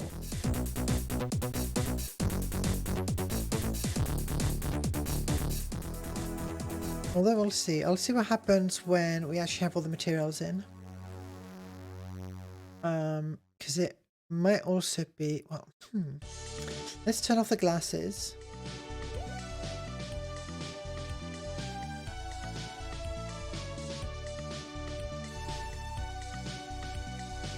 Eye whites.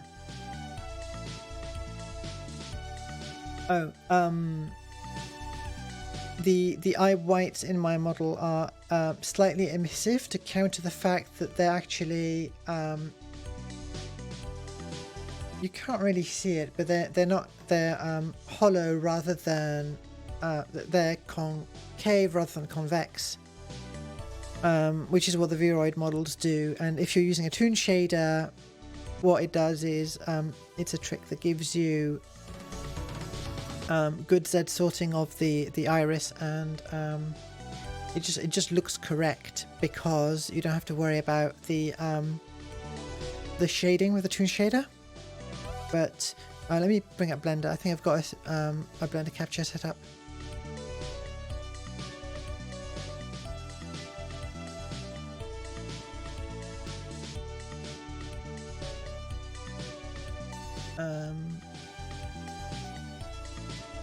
Again, I've got way too much random stuff in here. So I'm going to turn off the glasses, dive into the meshes, turn off the armature ideally.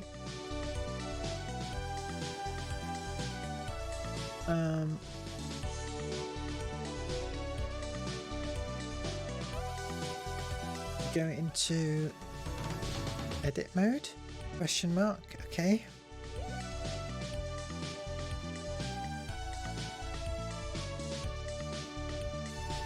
This is easier when the meshes are separated. Just going to hide a bunch of these meshes that are used for the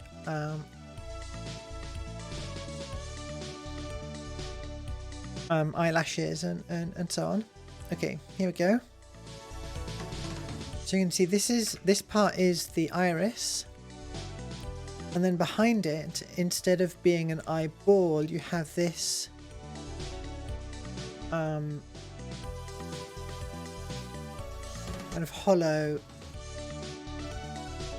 So this looks great with toon shading because you can't it doesn't get shadowed.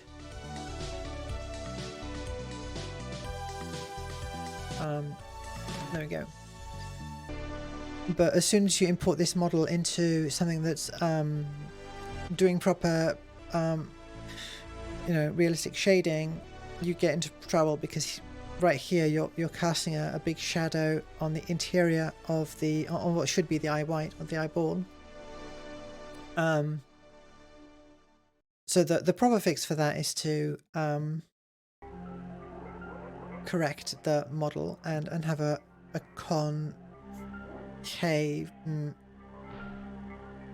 convex eyeball. But for now I'm just slapping an emissive texture to hide the shadow, and it works. as long as it roughly matches the lighting.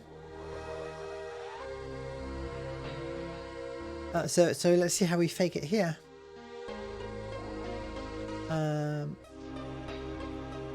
Let's get the, what are these? The iris.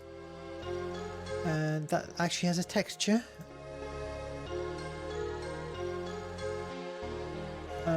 What do we do here?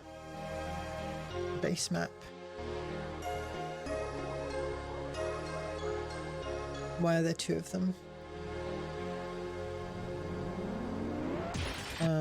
Okay, I imported two different models into the scene for some reason. That'll do. What's going on?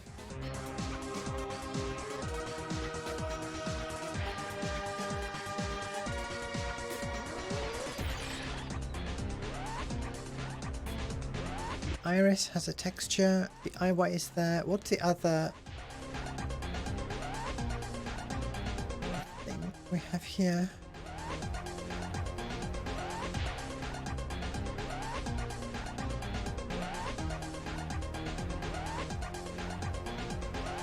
I'm not even selecting properly. I might have to actually dive into the hierarchy this time.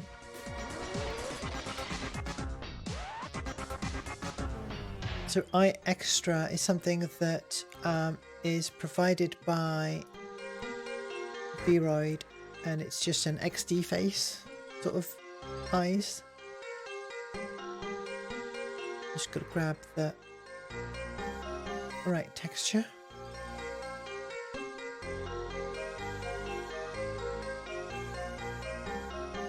The eye highlights. That's just another, that one it makes sort of sense for it to be emissive.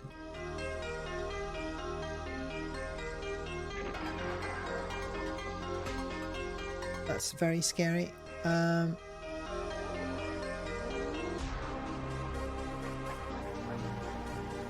Oh, interesting.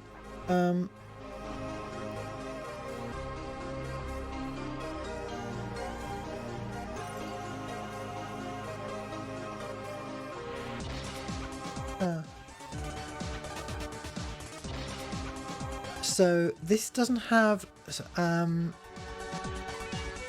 no, that worked. That's a lot of transparent things, but blending mode, alpha, additive. That, I mean, additive will do it if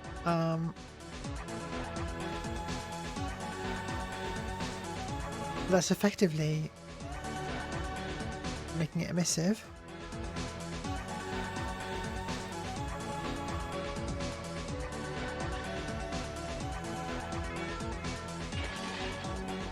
I don't know. I've not messed around with additive blending mode in this context before, and I'm worried about the black sclera sort of effect here. That might just be the iris texture. So in the original built-in render pipeline version, I use a mode called cutout, where it's just a binary alpha test that doesn't, like I described, doesn't need alpha sorting. So that's ideally what I'd like to pick on these ones, but I don't see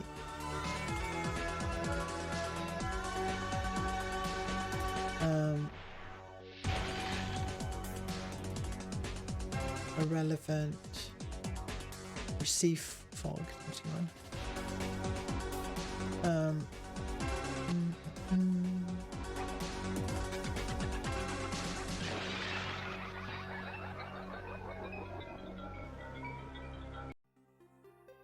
Is alpha clipping the same thing? I do not know. Unity thinks a worryingly long time when I make those.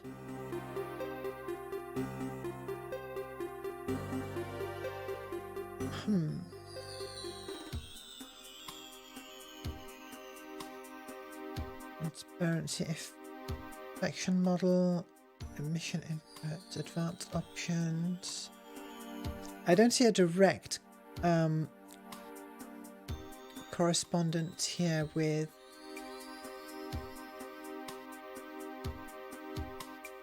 the cutout rendering mode.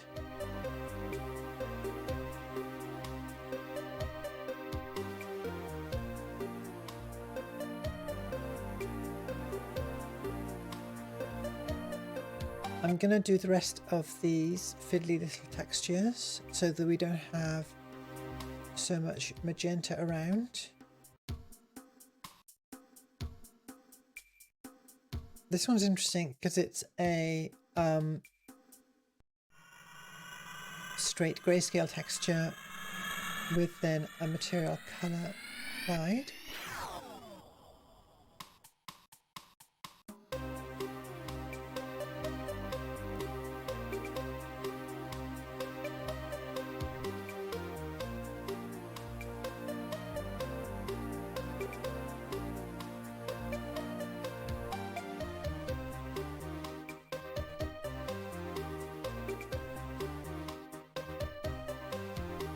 Alright. Eyelashes.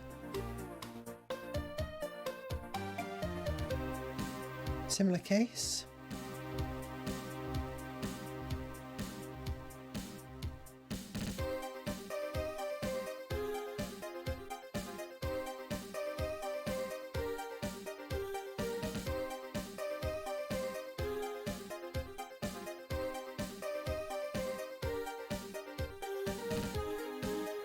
And we can't see it because the something else is in front. Eyeliner.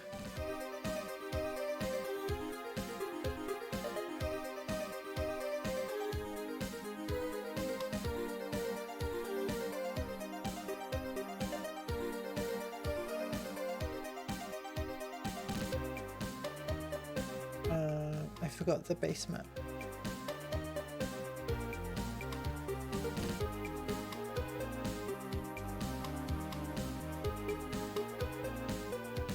Starting to look a bit more like I'd expect. Eye white, mouth, skin, mouth. That's just a texture. Opaque.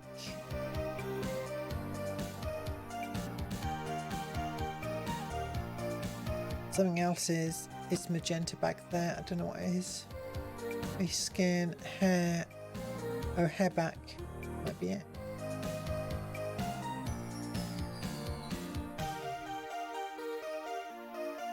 And that's using what texture? It's called hair back. Okay.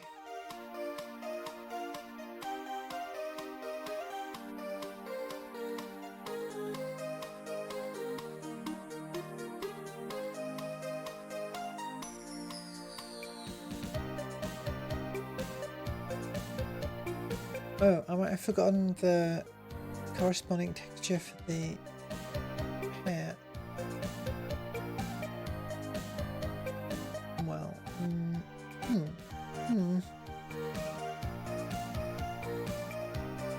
Am I even using it that texture right now on here, or?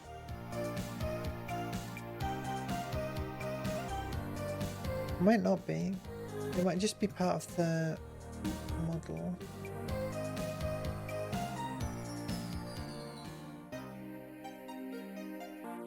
Looks better with that, I think. So we've got the weird glowy effect going on with all these transparencies. It's interesting. For instance, can I zoom in? Please let me zoom in just a little Okay.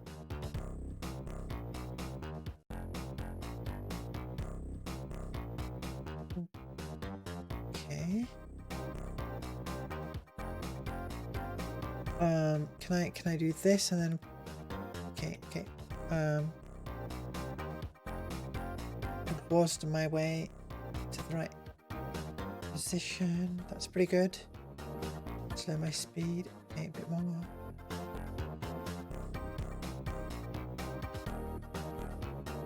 All right. Here we have a good view of all the layers and things.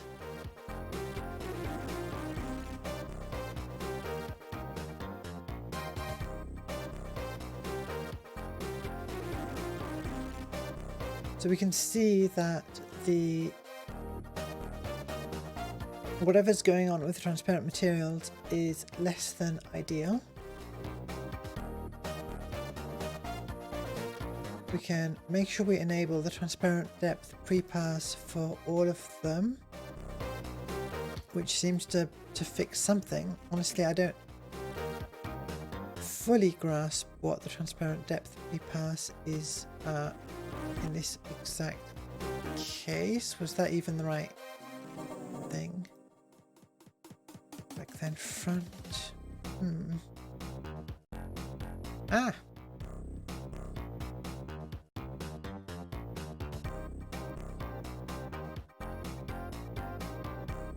What's going on?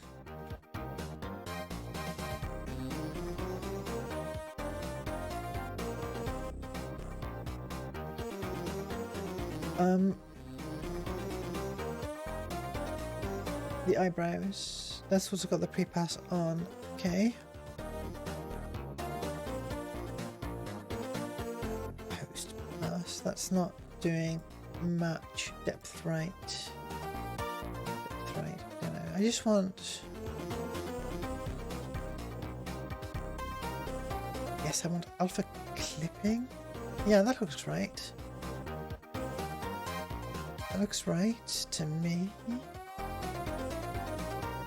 Alpha clipping on all of these. Getting somewhere. Ooh.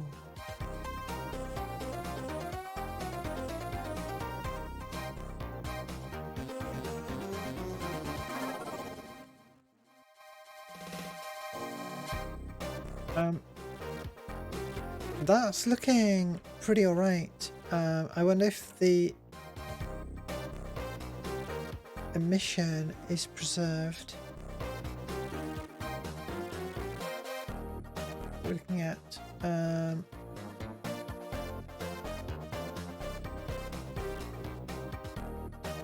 this isn't emissive, but it's using additive blending, which in an HDR context I probably want to tone down a wee bit. I do. Oh, this one's alpha clipping as well, isn't it?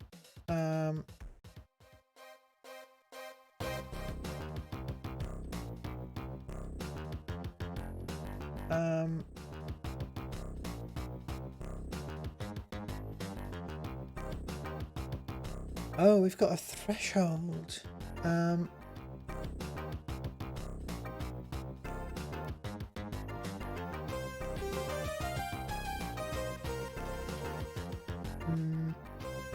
I know.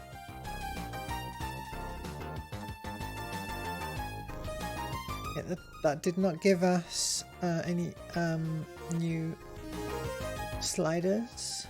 So what I'm trying to do here is it's additive with alpha clipping. Well, maybe I don't need the alpha clipping for this one.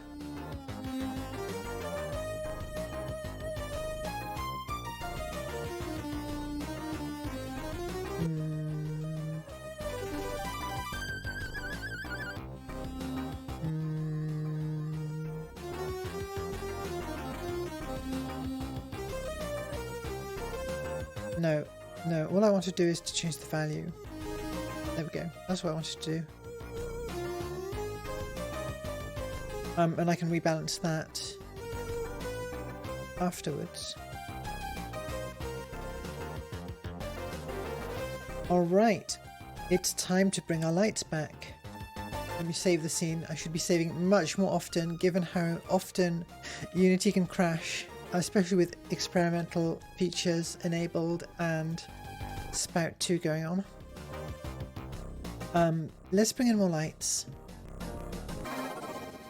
And I don't even know how these will behave now. These have been converted. One spotlight. That looks fine.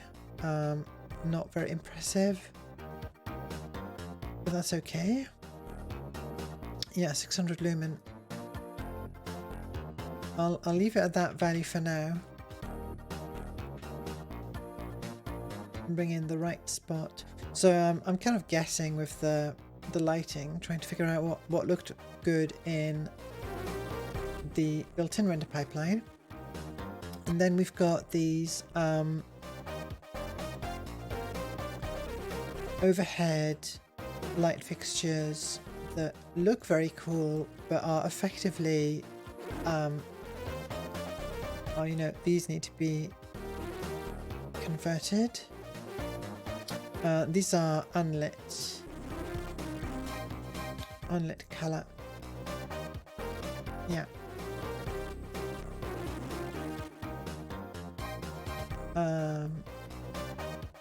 I wonder, is that even the right thing? Try lit and emissive, but I don't know what the I know what path tracing would do with it, which is the right thing, although probably expensive, but I don't know what the non-path tracing pipeline would do with weird shaped tube lights, which is why, I mean, yeah, I could bake the lighting in various ways because these don't even move. What I did in this scene though is just stick in 3-point lights here, and that was close enough. And you can always add a bit of ambient. That's the real cheat, is to add a bit of ambient lighting to compensate to do what would be global illumination otherwise. Emissive. Use emission intensity. Yes. In nits. Why is this one in nits and not lux? It's probably to do with units of area, right?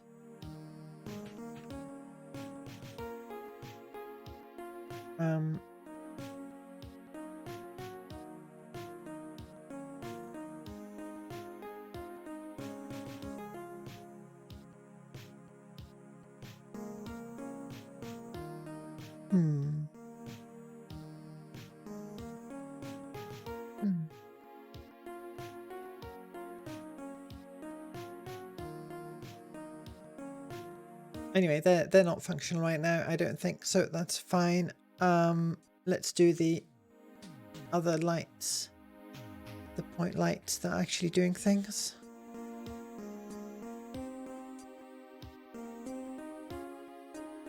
Presumably. That's not contributing very much. So the range might be, well, range 5 meters is the unit, so that part might be fine.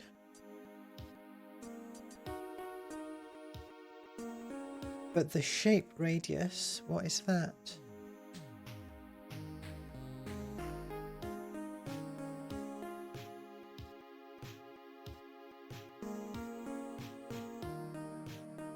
Okay, I can't see any difference.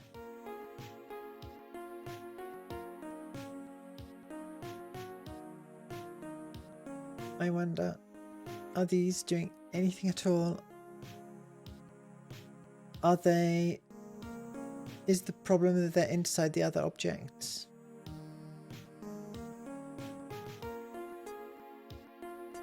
No.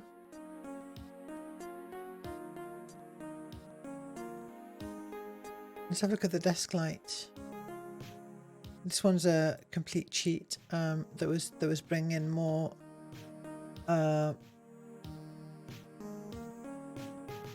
causing some less dramatic shadows on the desk and model area. What's going on here? Okay, we can notice an effect.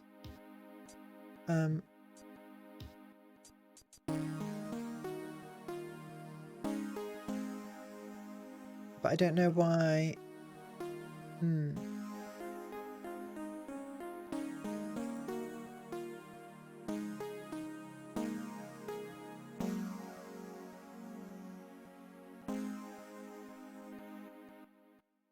What does the radius do? Back to 600. Radius 0.001. Radius 100.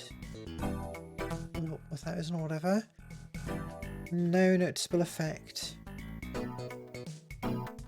Real-time lights. Range. How far the light is emitted from the center. Range 1. 100.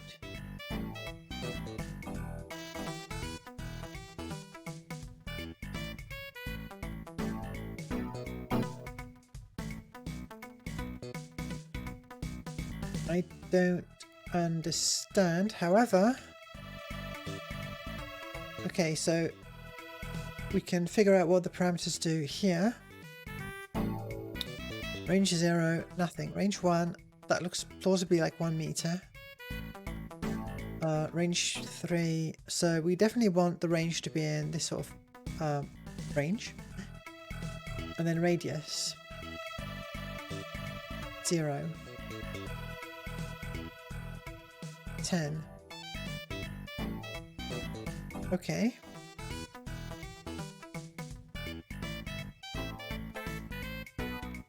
Radius 3. What happens if we...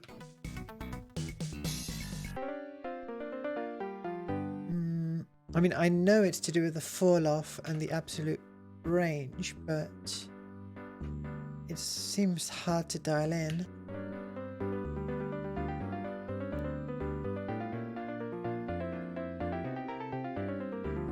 And more than anything, I'm confused why...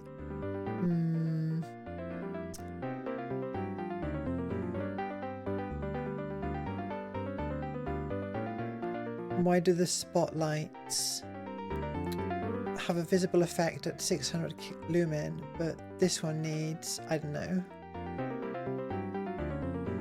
10,000 before I even really notice anything?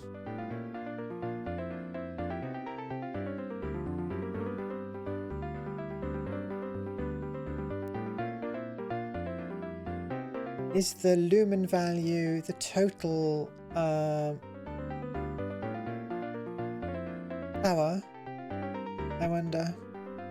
And so the point light is spreading that power over a much larger area. It could be that simple. So if we go to the other point light,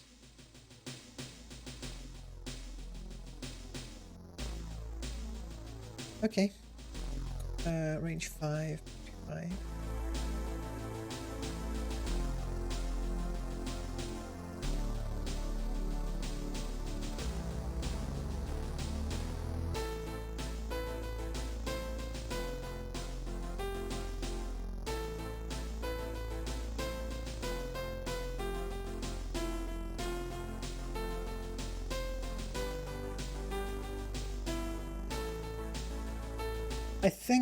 I think what I'd wanted to do, I don't know, I need to go back and read some of those articles I found. In a sense, what I'm going to try to do is find So I'm trying to do non-HDR in an HDR engine, right? So I might want to find a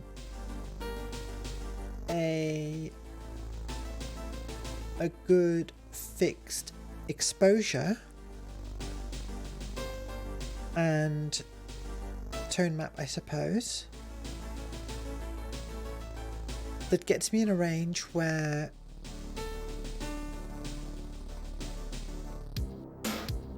I could say, for instance, what 10,000 lumen is 100% brightness in an sRGB sort of 8-bit gamma space light.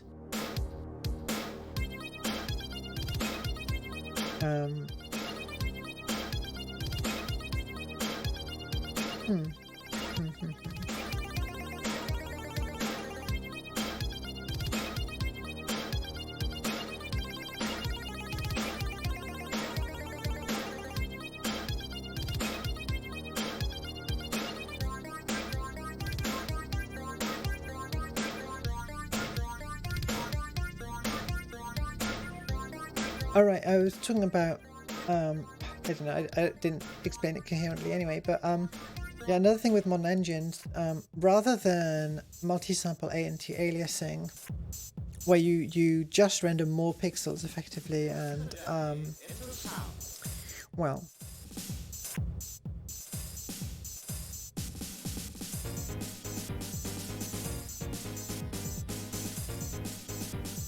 you can't just do simple multi-sample anti-aliasing. You have to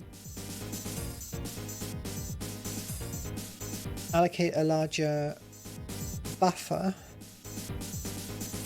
render to a larger buffer and scale down. So there's different names for that in various games and engines, but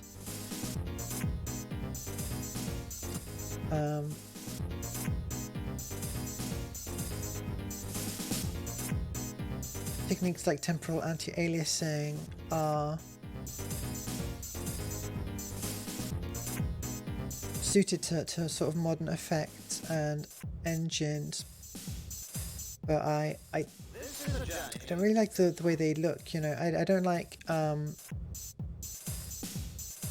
way you get a kind of smear as things change and then settle down when the camera stops moving and objects stop moving. I don't particularly like the look of DLSS either, so I'm going to try to not need any of those things, whatever exact rendering pipeline I end up using. So okay, so our lighting in the studio.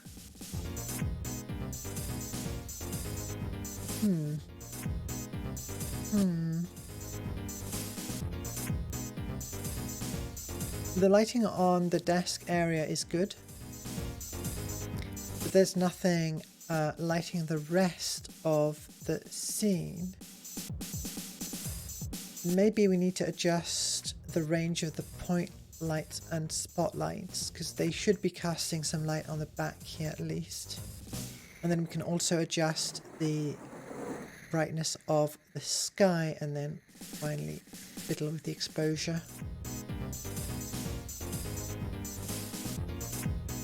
Well, our spotlights are only 600 lumens, and we now know that's not very much. So, okay, 10,000 is too much, but that'll let us see exactly where they're falling. They seem to have quite a sharp fall off. So the range here is fine. So if the radius is, say, 1, that's bad. The radius is 1, 01. Okay, I officially have no idea what's going on.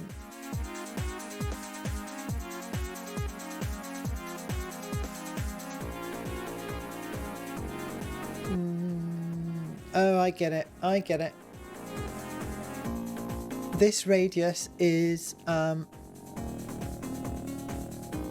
in the case where we're treating it not as a true point source, but in a small area.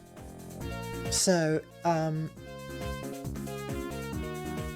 having a non-zero value there will help you get, for instance, soft shadows on a hard point source.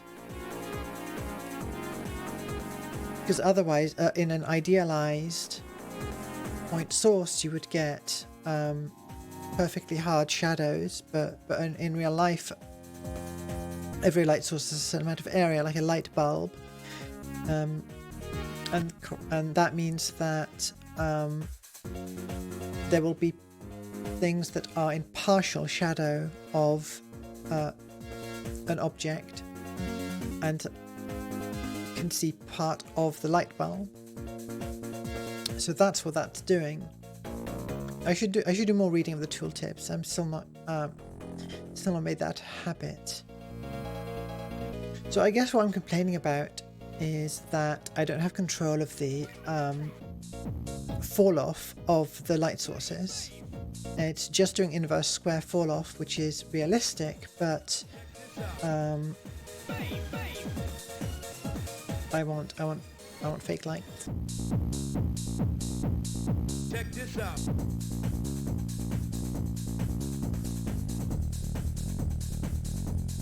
Check this out.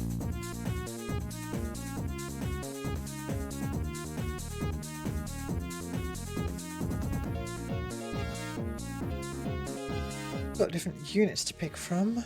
What about interact multiplier? I don't think that will.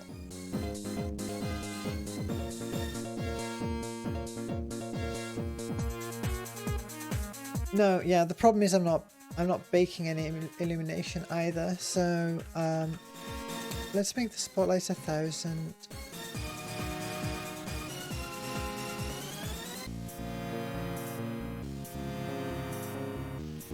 How did I do that? Oh, okay, I've not done material on my shoes. Well, that doesn't matter right now. Right, let's go into first person mode and wazzed our way back into there. Now that I've figured out how that works.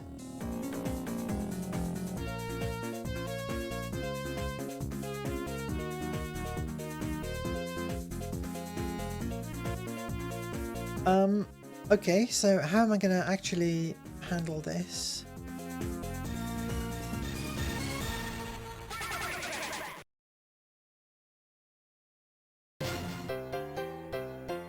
I want the... Okay, well, first thing, material.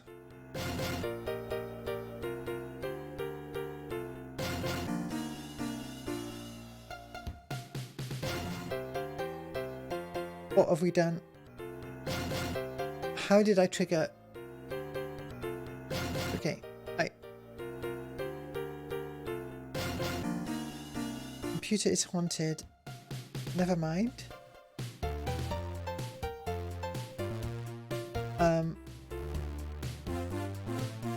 I wanted to make the studio material less dark. I mean, I guess 100-ish makes sense, actually, given what I said about matching the range of the non-PBR materials. Right?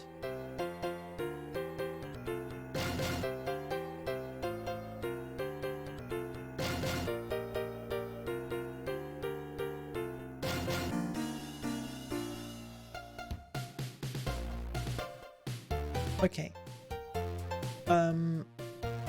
They're being lit mostly by the sky in this case, because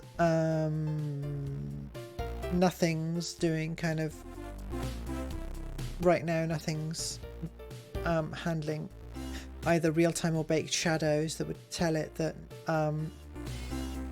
the sky isn't visible.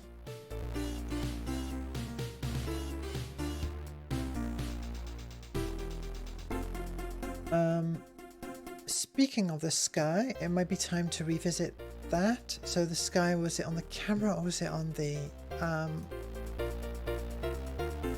volume? volume.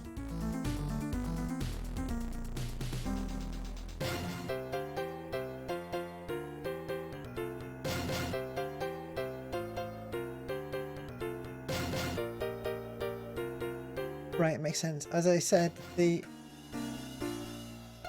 rest of the scenes are actually lit by the sky, so let's see if let's save and let's see if Spout 2 works. I'm nervous to test it in the editor because it seems to crash a lot, but okay, so I'm there. Well, I'm first of all worried because it's white rather than black, or showing some actual material from OBS. That said, if we bring back up the game,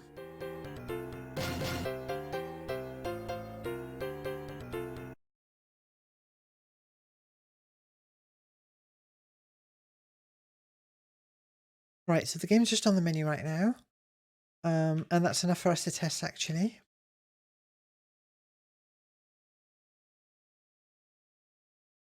Are we getting game audio in OBS? Let's see.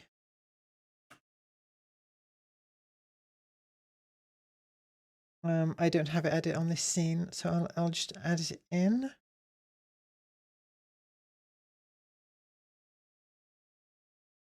How does that look?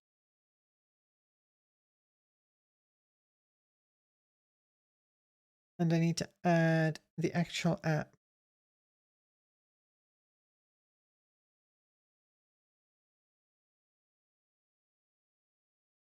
It's not showing up. Maybe it's not compatible with this.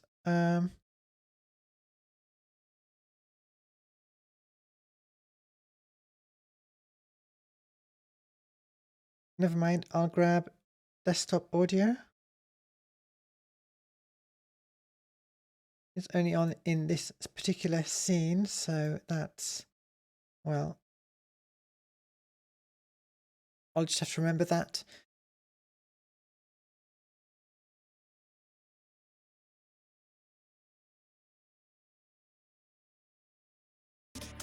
And that's unmuted.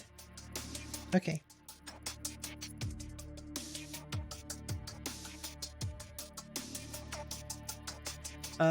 And now back to Unity. Okay, so this material is either not rendering properly, or it's overexposed. And actually, oh.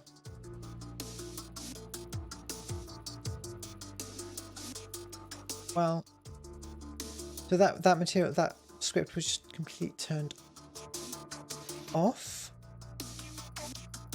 The material UniGLTF UniUnlit will change to HDRP unlit, maybe.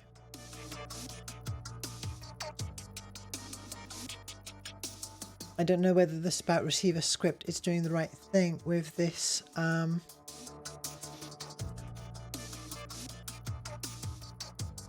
This might call for actual programming.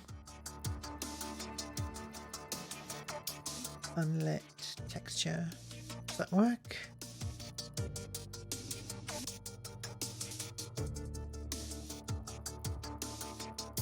Got various unlit materials.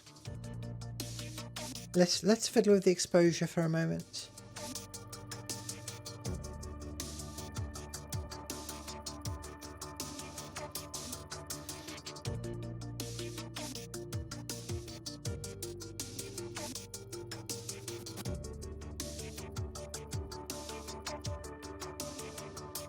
Exciting.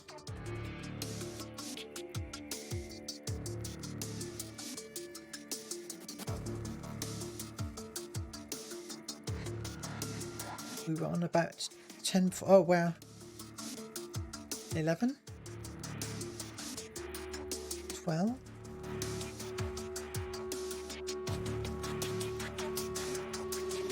The decimals really matter here. What units is this in? Is it in stops? I don't really know. I don't really have a sense for exposure values. I've never done photography.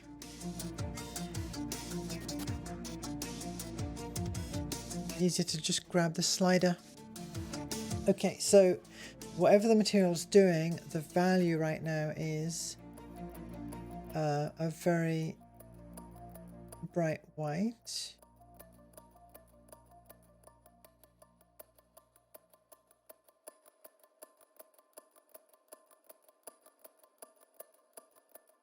HDRP unlit.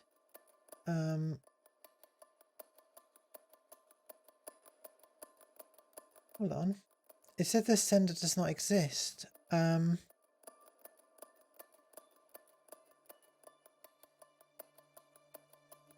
Is that an old message?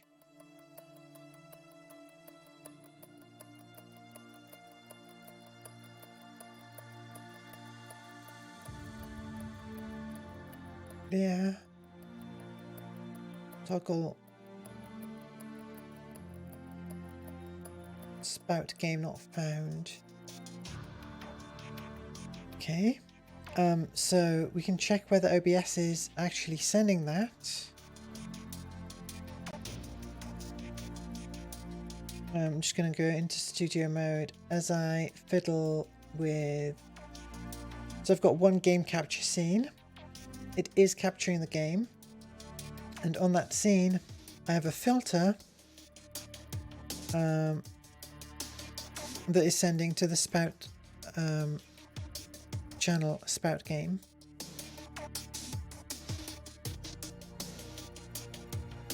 So it should be sending. And in particular, we can verify that it's sending by opening up the previous application. So I'm going into prototype 1, build directory, and running the application. And I'm manually bringing us over to the game scene where the application is captured and the game is showing up.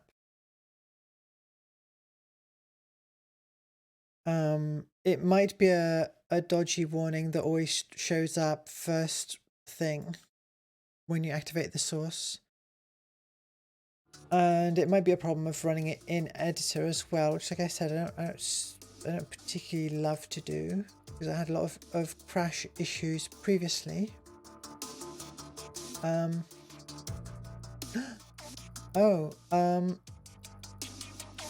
I've remembered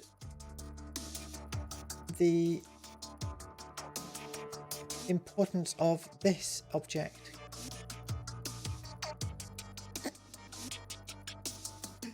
And Unity crashed. I turned the object on and Unity crashed. That object is it handles the hotkeys and also had a little like startup shutdown thing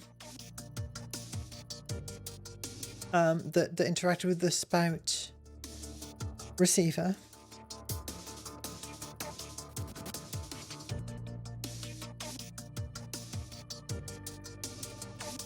Oh wow, I've been going longer than I usually do. No wonder my throat feels a bit wobbly. Okay. I'm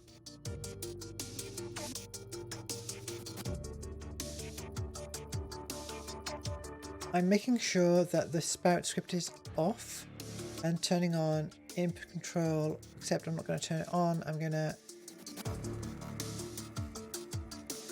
Right, okay, there's a script called Spout and a script called input control. Input control is my my little script, and what it does is toggle on the Spout scripts when you launch the game proper. I'm gonna build and run. hang on. Windows x86 64 build. I'm making a folder called build and building into that. And off it goes.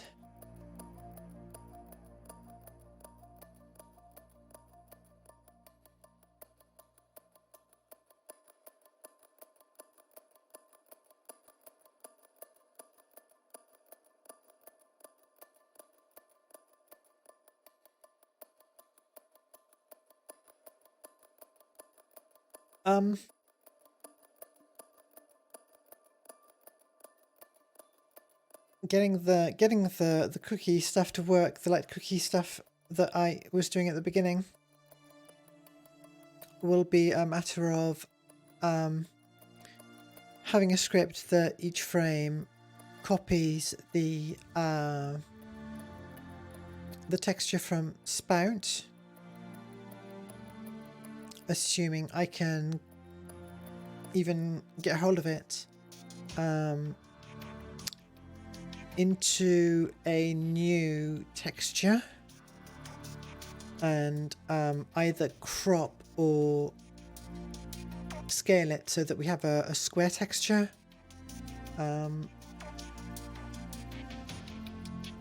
Ideally blur it a tad, and then use that as the cookie, and assuming the engine handles it right, and that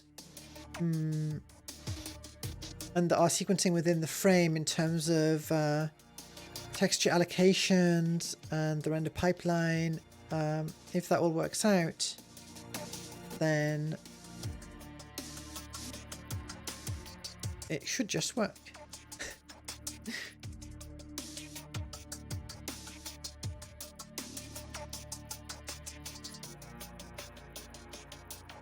It's compiling shader variants.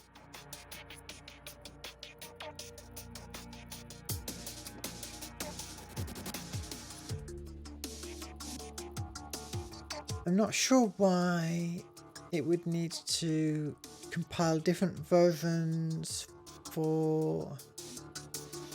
Well, I don't know, it could be any number of reasons really why it would want to compile them fresh when they were obviously running in the editor anyway. Could be because they're in editor ones have a bunch of debugging or introspection features that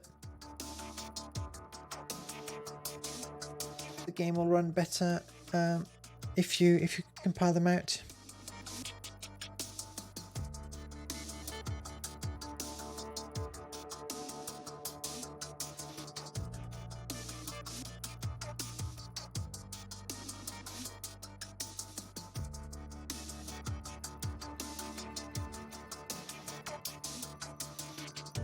You know what? I'm going to BRB while it's compiling, and I'm going to grab myself some tea.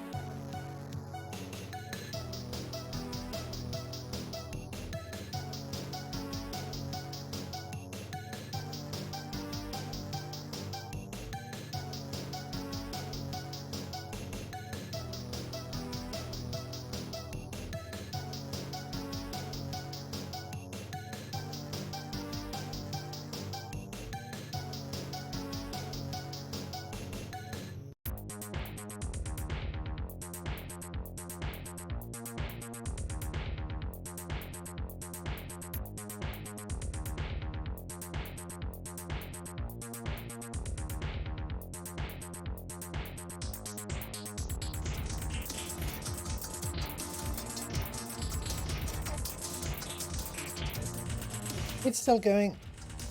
Oh no, I've got 2 audio sources. Hang on. There we go. What are we doing?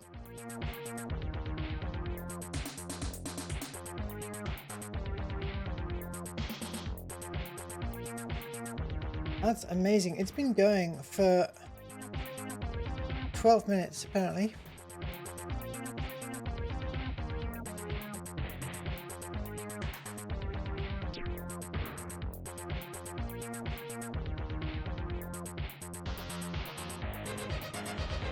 I'm trying to decide whether to actually wrap up. For once I've got the energy to keep going. I've got the energy to keep going on the coding side.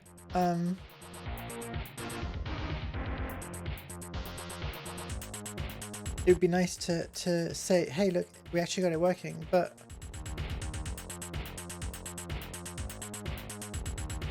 it's taking forever.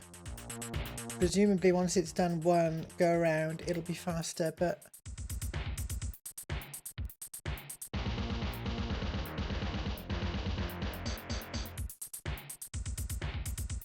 alright, it's late anyway for me to be still streaming, so I'm going to leave it going and I will post a nice little GIF on Twitter once I have something that pulls in all of the elements I'm trying to pull in here, because I'll probably keep going for a while getting that, making sure the capture works first of all, and then getting the actual cookie lighting going.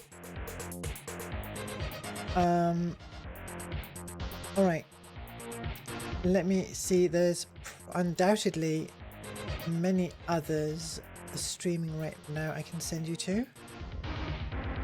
Let's see who.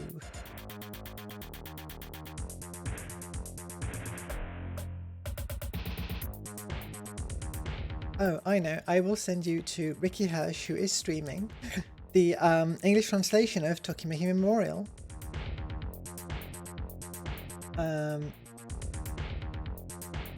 I'll, you know, every time I do a raid, I do it through a different part of the UI, and this time I will just do it through my own chat on my own stream,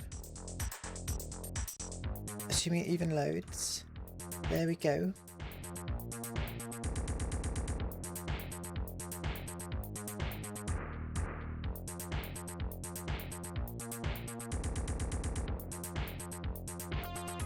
All right.